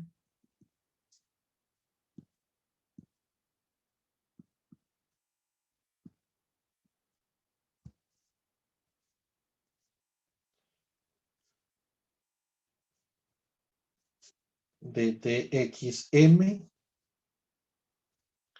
dpm sobre 2 pi h barra, y acá me queda esto como e a la I sobre H barra por la sumatoria, ¿cierto? Desde M igual a 1 hasta N de PM, ¿cierto? Acá por XM menos XM menos 1 sobre delta T menos H de PM XM. Y acá multiplicamos esto por delta T, ¿cierto? Muy bien.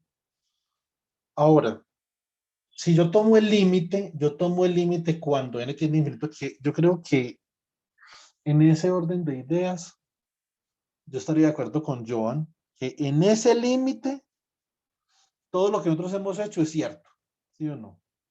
Es decir, cuando la transformación de la que estamos hablando en la dinámica cuántica, esta transformación de acá, entonces es una transformación. Son infinitas transformaciones, ¿cierto? Infinitas transformaciones infinitesimales, infinitas veces. Entonces, ahí sí, todo esto digamos que es exacto. Entonces, yo voy a tomar el límite acá, en este caso, quiero tomar el límite de este chisme cuando el número de transformaciones es infinito. Profe, qué pena. Sí. ¿Me podrías volver a decir dónde salió la segunda multiplicatoria que aparece en la integral verde? Sí, lo que pasa es que esta de acá, bueno, lo que yo debía haber hecho, digamos, bueno, esto puede ser algo de chambonería ahorita por acá arriba, pero pues no creo que haga mucha diferencia, Daniel. Es lo siguiente, lo que yo debía haber hecho es que debía haber escogido un índice diferente para m, ¿sí me entiende? Entonces, si yo lo hubiera hecho originalmente, cuando introduje las resoluciones de la identidad en la base espacial, esto hubiera sido como varias productorias acá y también hubiera quedado como una productoria, entonces, sobre la exponencial, ¿sí o no? Entonces acá, esta productoria sobre los XM y los PM es esta misma productoria que hay acá, ¿cierto? Simplemente yo acá la decidí escribir explícitamente para después cambiar esta productoria de las exponenciales en la exponencial de una sumatoria, ¿cierto? Ah, Ahora, ya. ¿qué pasaría si eso no fuera igual? ¿Cierto? Entonces que usted va a llegar a una condición en la que para que esto sea diferente de cero, m tiene que ser igual a n, por ejemplo. ¿Sí me entiende? Sí, ok. Eso es. Entonces, cuando yo tomo el límite de esto, cuando n tiende a infinito, delta t seguro es infinitesimal, ¿sí o no? Yo no sé si nosotros escribimos eso por acá en algún momento. Estamos definiendo el delta t. Nosotros no definimos delta t en ningún lado. No lo puedo creer.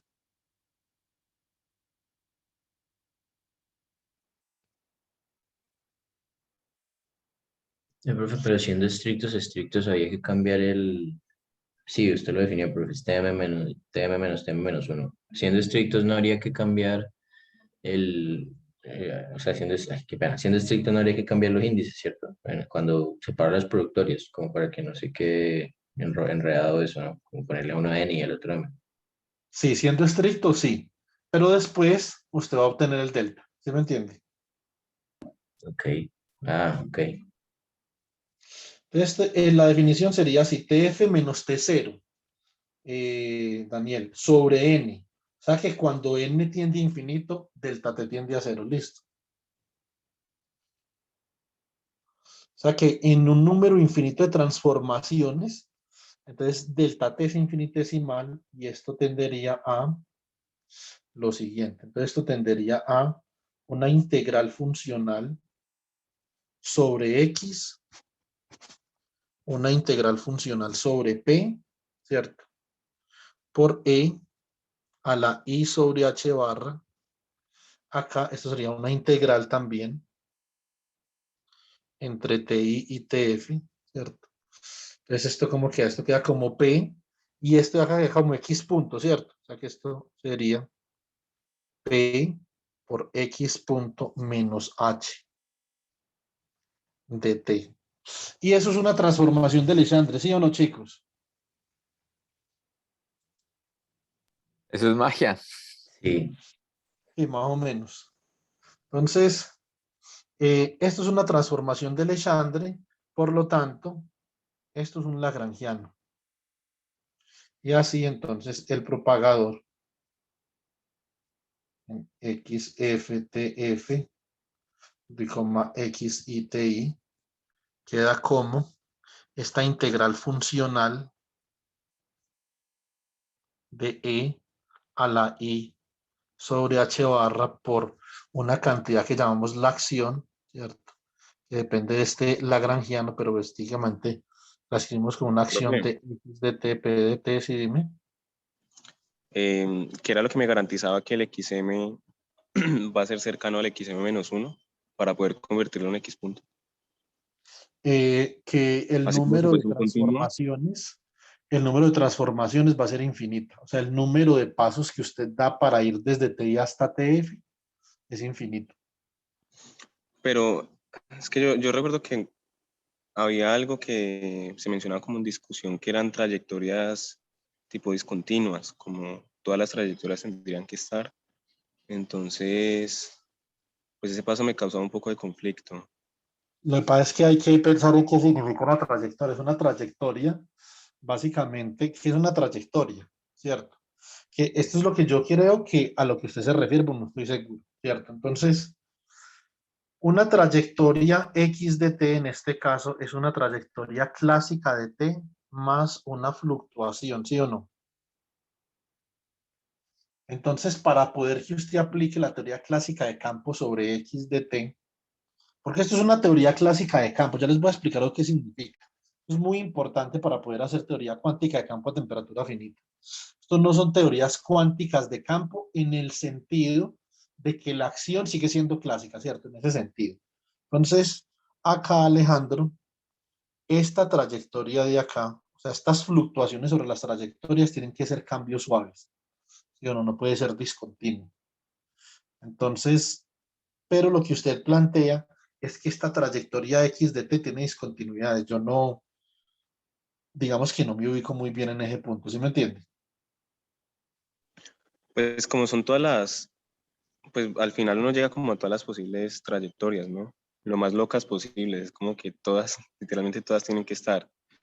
Entonces, No pues sí, pensar necesariamente. como, Que hay unas trayectorias, Alejandro, que van a ser de probabilidad cero o casi cero, ¿sí o no? Lo que usted está sí, haciendo acá es justamente esas sumar. que son las súper raras, que son de probabilidad cero, pero pues igual deberían como estar incluidas ahí, ¿no?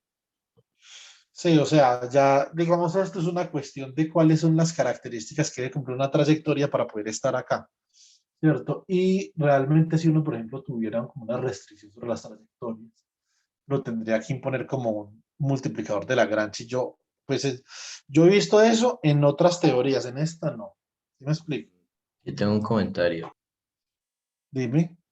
O sea, se me acaba, o sea, pensando en lo que dice Alejandro, si considero una trayectoria no continua, igual la puedo partir como cuando uno parte un arco en puras trayectorias rectas, ¿no?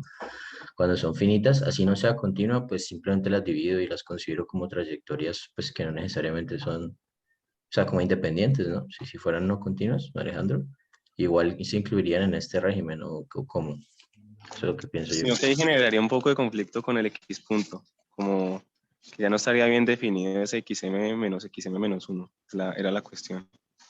Pero sí considero trayectorias Exacto. independientes, así no sean continuas, o sea, en el sentido de llego a X y a TF, pero, o sea, vos decís que esa trayectoria llegando a X y a XF esté cortada. No, el XM, de hecho el XM menos XM menos 1 no tendría problema ahí, Alejandro. O sea, podría estar perfectamente regular. O sea, es una cantidad regular, inclusive cuando las trayectorias no son continuas, ¿cierto? Así es cierto.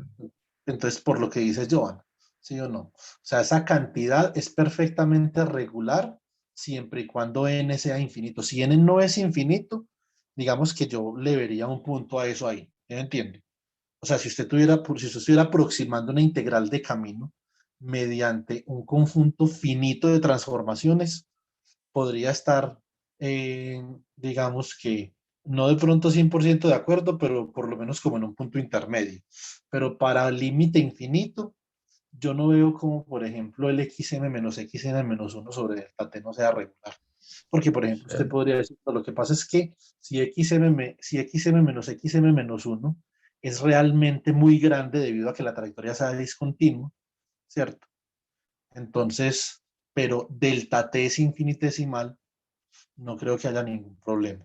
Siempre y cuando delta t sea infinitesimal, o sea, si usted lo está aproximando mediante un número finito de transformaciones, que no estoy seguro porque yo nunca he hecho ese cálculo, simplemente es una especulación, ¿cierto?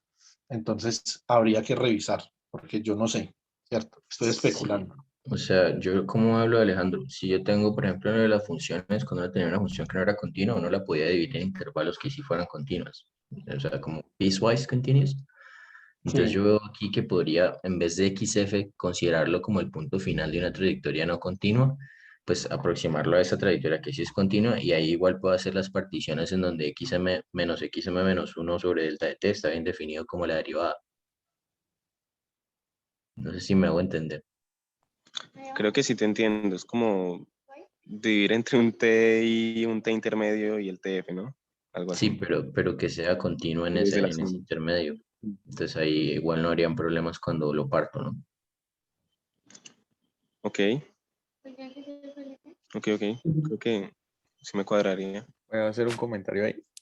sí, sí, claro. Igual, yo creo que a- a- siguiendo la idea de lo que dice Joan, uno siempre puede hacer que la trayectoria sea continua, ¿no? Porque entre cada uno de los dos puntos uno siempre va a tener una cantidad infinita de evoluciones temporales que proyectan la probabilidad. Bueno, o sea, nos dan la proyección del camino. O sea, porque o sea, uno lo puede pensar también como uno se lo pintan, que es que uno hace o sea, uno mide la probabilidad en cada uno de los puntos del espacio a lo largo de todo el espacio y luego la va armando así. Entonces, siguiendo esa idea, creo que uno siempre puede encontrar una trayectoria continua entre los dos puntos. No me imagino que pueda, no me imagino cómo puede ser discontinua. Mm, yo tampoco, pero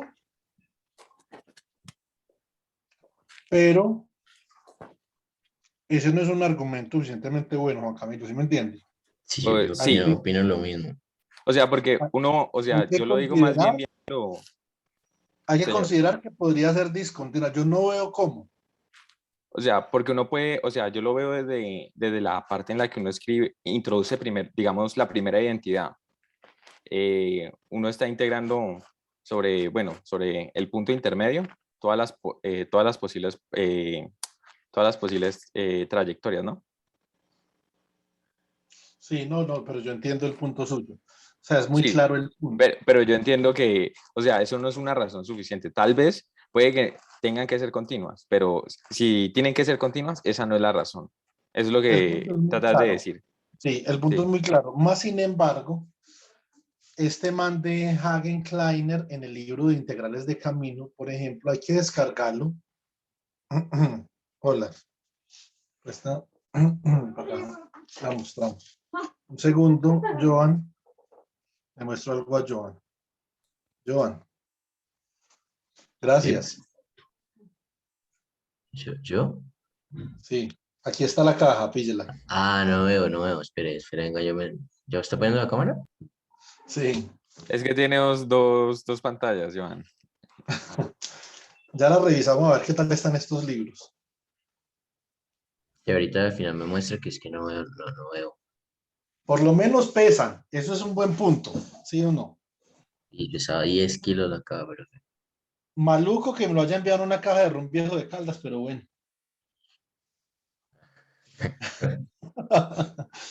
No, espero que, Entonces, me preocupa es que estén bien, espero que estén bien. no, yo creo que sí, eso. Y además de Cali a Pereira no creo que vaya nada.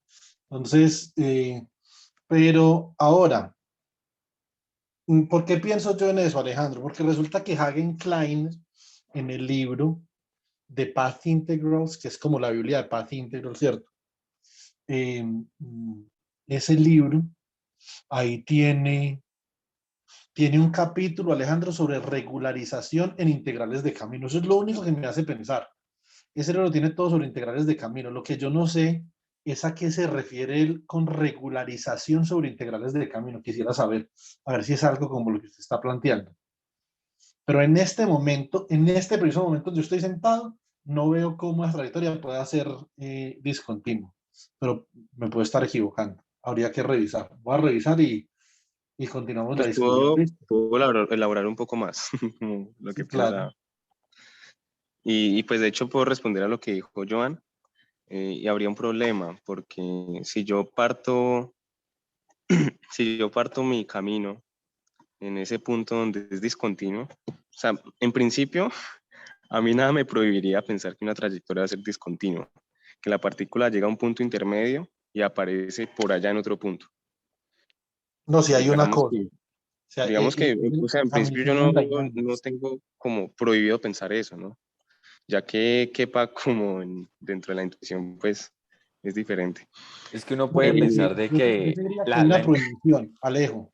Yo diría que hay una sí, prohibición. Yo habría que revisar, por ejemplo, hoy en el libro de Peter Mann sobre las ligaduras que tiene la dinámica hamiltoniana. Yo creo que la dinámica hamiltoniana, ¿cierto?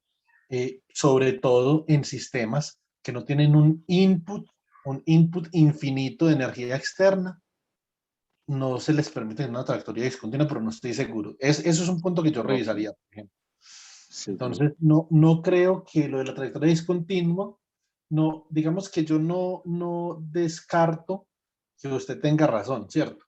Pero me parece que el hecho, me parece que es de una baja probabilidad, ¿cierto? Es Sí, tan de hecho baja la fase ahí probabilidad. sería infinita, ¿no? Sí, exactamente. O sea, no creo que sea muy Se probable, pero promediaría. pues, uno no podría decir con seguridad que no es posible. Digamos que seríamos unos científicos realmente poco serios, ¿cierto? Entonces, pero pues puede ser posible, sino que yo en este momento no veo cómo, pero continúe, por favor. Vale, no, pues lo otro que le iba a decir era, pues, suponiendo que sí podemos hacerlo, Joan había dicho que partiéramos la integral, ¿no? En dos partes. Pero el problema con hacer eso es que consideraría como un X final intermedio, entonces solo entrarían las trayectorias que van por ese X final intermedio, ¿no? Como tipo voy de A a B, pero primero tengo que pasar por C, entonces ya como que tendría una restricción sobre mis trayectorias, que tienen No, que pero Tiene ver, es razón. que de por sí ¿no? ya hay una restricción, ¿no, profesor? Y es que las trayectorias que construyo deben pasar por los n puntos que en principio defino. Pero Sí, esos N pero puntos deben ser todos los caminos, ¿no? teniendo en cuenta lo que acabé de Sí, escribir ahí, Joan. O sea, que realmente, dentro de 8 días voy a hacer un ejercicio. Dentro de 8 días, antes de hacer la integral en tiempo imaginario, calculemos la integral de camino para un oscilador armónico, ¿cierto? Con la integral de camino para un oscilador armónico, tengo yo, digamos, el leve presentimiento, tengo dos presentimientos en este momento, ¿sí o no? Uno, que la selección Brasil nos va a coger y nos va a masacrar, ¿cierto? Y dos, que el ejercicio de la integral de camino por un oscilador armónico va a aclarar el punto, digamos, esa discrepancia entre Alejandro y, y Joan. Eso es lo que yo creo, ¿cierto? ¿Por qué? Porque resulta que es una trayectoria en mecánica cuántica. Esa vaina es, digamos que un poco ambigua. No es que una trayectoria en mecánica cuántica si la posición no está definida. Entonces uno debe definir una trayectoria en mecánica cuántica como se las define ahorita. Entonces, por ejemplo, acá trayectoria, ¿cierto? Una trayectoria es, en mecánica cuántica, es x de t igual a la trayectoria clásica más un campo de fluctuación, ¿cierto? Y estos campos de fluctuación, Alejandro, cuando usted los introduce en la acción, esos campos de fluctuación no contribuyen a la integral de camino en orden lineal, solamente contribuyen a la integral de camino en orden cuadrático, ¿cierto? Porque cuando están en orden lineal, usted puede demostrar con una integral por partes que esa parte de la acción simplemente se hace cero, ¿cierto? Entonces, cuando están en orden cuadrático, sí contribuyen. ¿Por qué? Porque resulta que en los puntos extremos, entre los que yo estoy hablando de la integral de camino, Supongamos esto. Un segundo, yo tengo, por ejemplo, este es un extremo de la trayectoria clásica y este es otro extremo, ¿cierto? Y acá esta trayectoria clásica naturalmente va a tener un campo de fluctuación que me permite a mí definir la trayectoria cuántica, ¿cierto? Esto es simple, pero esto es muy común en casi toda la teoría cuántica de campos cuando yo hablo de integrales de camino, ¿cierto? Entonces acá esto simplemente son las fluctuaciones cuánticas naturalmente alrededor de la trayectoria clásica, ¿cierto? Esta parte de acá serán las fluctuaciones, ¿cierto? O la incertidumbre, pues. Ahora, acá en este punto, estas fluctuaciones se hacen cero. Acá en los extremos, las fluctuaciones se hacen cero, ¿cierto? O sea que en los extremos, digamos, la trayectoria clásica y la cuántica coinciden, ¿cierto? Entonces, eso es lo que, digamos, nosotros podemos demostrar con el tema del oscilador armónico. Yo lo calculo así con fluctuaciones. Uno demuestra que las fluctuaciones a orden lineal, digamos, no contribuyen a la acción. Eso es lo que yo creo que podría como aclarar el tema. Entonces, eso lo podríamos ver dentro de 8 días. Listo, chicos. Para que terminemos la discusión y también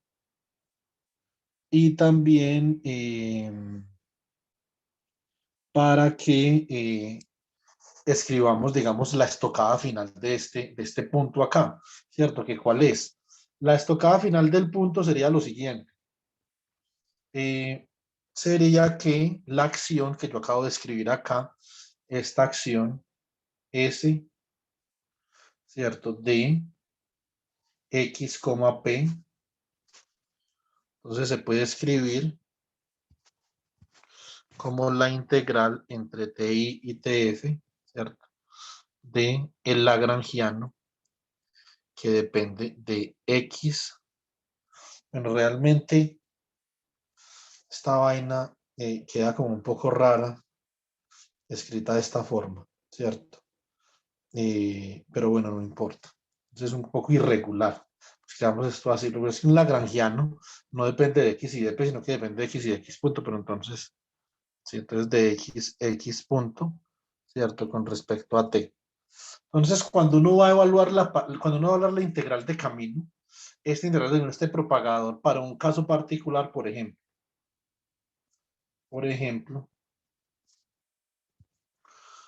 integral de camino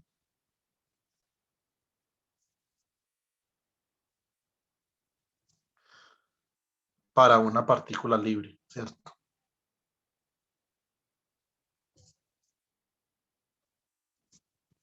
Entonces, para una partícula libre simplemente tengo que L de X, X punto va a ser igual a M medios por X punto al cuadrado, ¿cierto? Entonces, para un oscilador armónico, vamos a hacer estos dos ejemplos dentro de 8 días. Se nos corre el calendario una semana, pero no importa. Creo que esto es importante. Entonces, para un oscilador armónico, bueno, ni siquiera 8 días, se nos corre media clase el calendario. Entonces, para un oscilador armónico,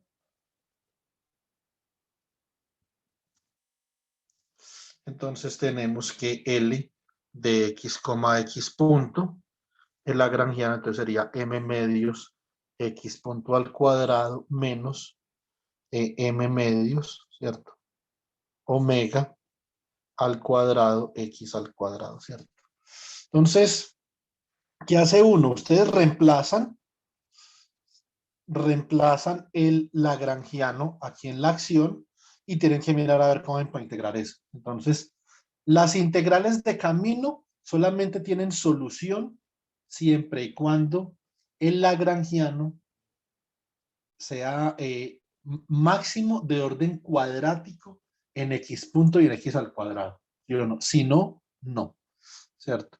Les recomiendo, por favor, para la próxima clase, que se busquen un libro de óptica cuántica. De pronto, Joan Alexis puede compartir uno que le guste. Un libro de óptica cuántica donde expliquen bien los estados coherentes de la luz, del campo electromagnético. Para poder proseguir, entonces tenemos que entender eso bastante bien. Listo. Entonces recuerden, estados coherentes de la luz, el trabajo de Roy Glover, ¿cierto? Entonces esa va a ser una parte importante para poder definir la integral de Profe, camino. en tiempo imaginario. Dime, Juan Camilo. Yo tengo una pregunta, puede ser un poco tonta a estas alturas, pero igual yo la hago. Yo siempre he escuchado, y pues tiene mucho sentido de que la acción tiene que ser cuadrática pues, en las variables de momento y posición, ¿cierto? Pero pues porque tiene que ser de forma gaussiana, pero también no es posible, no sé, una idea de que sea bicuadrática. Sí, podría ser bicuadrática, pero tienes que utilizar algo parecido a la transformación de Haber-Stratton. Ah, ok. O sea, porque la idea es que eso tenga la forma de una campana, ¿no? Y puede hacerlo con cualquier potencia par.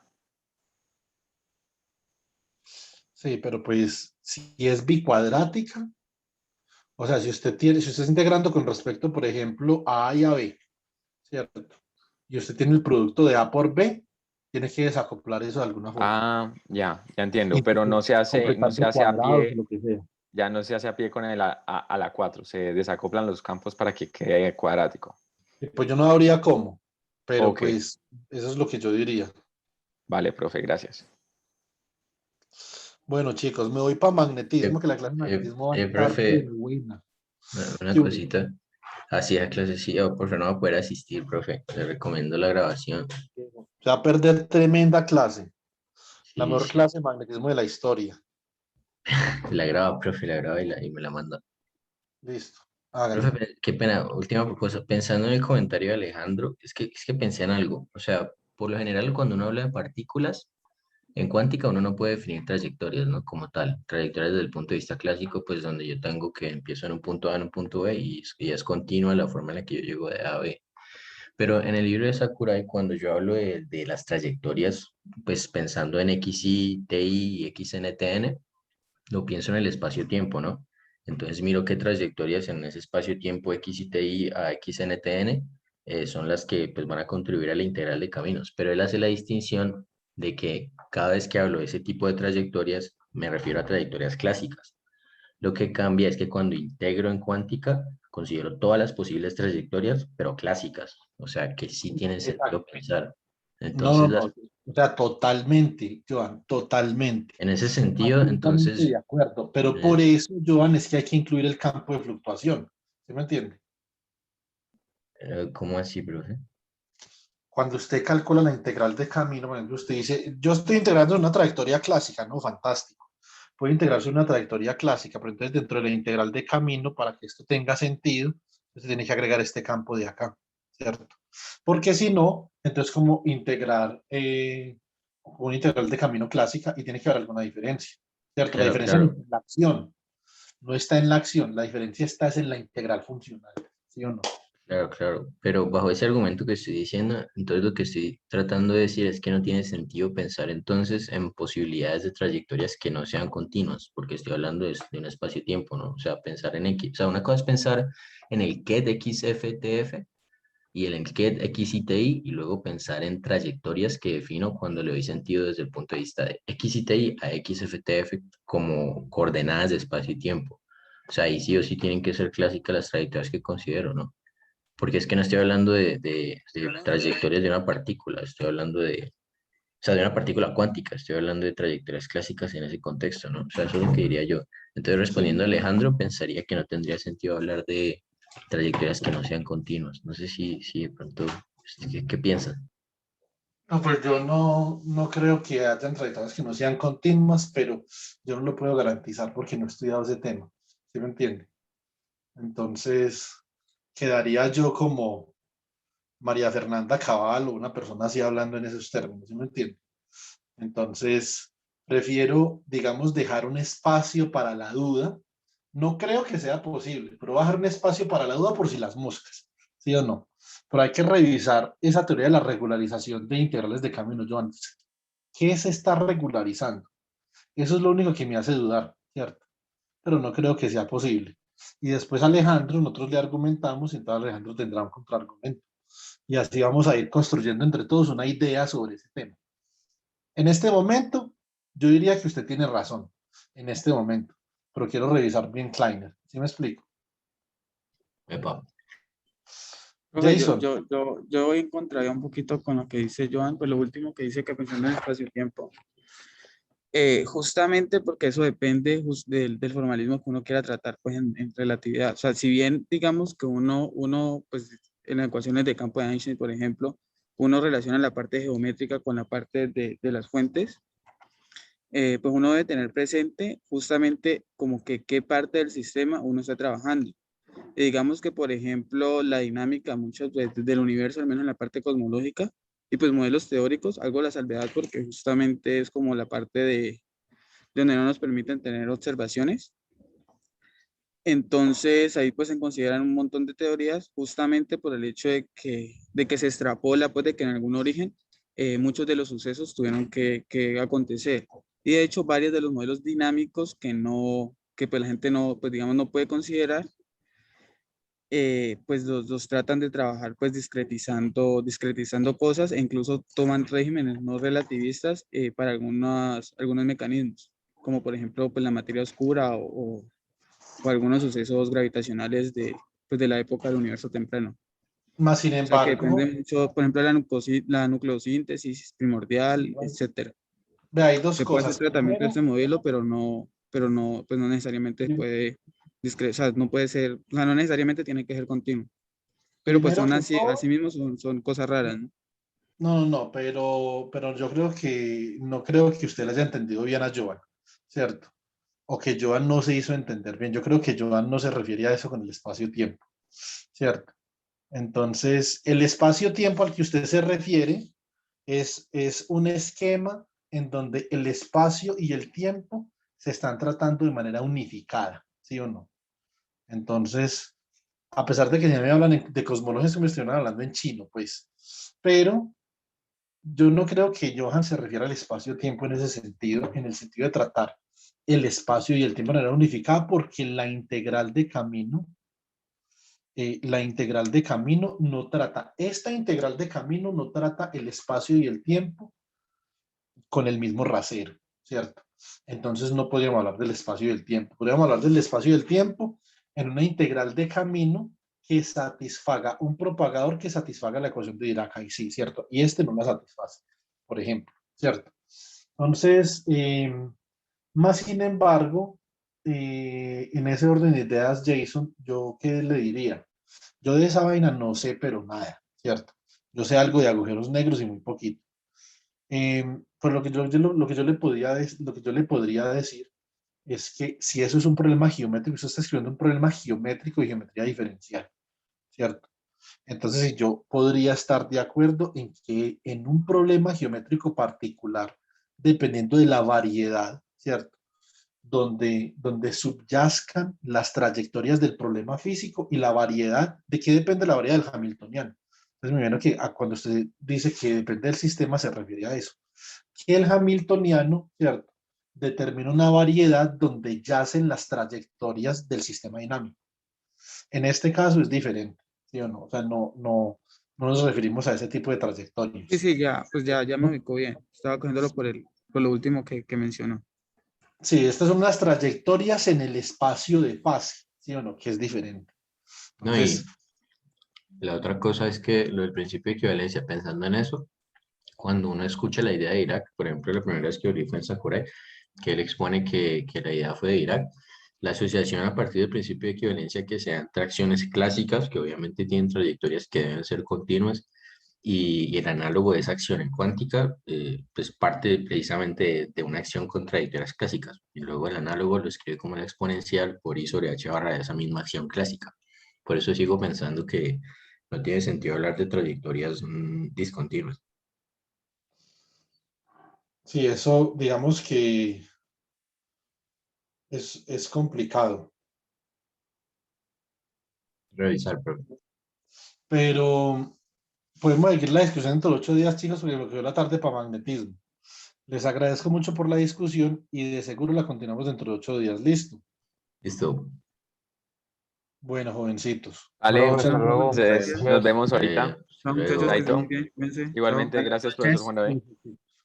Bueno, jovencitos, chao. Y pasen feliz noche. Hasta luego. Igualmente.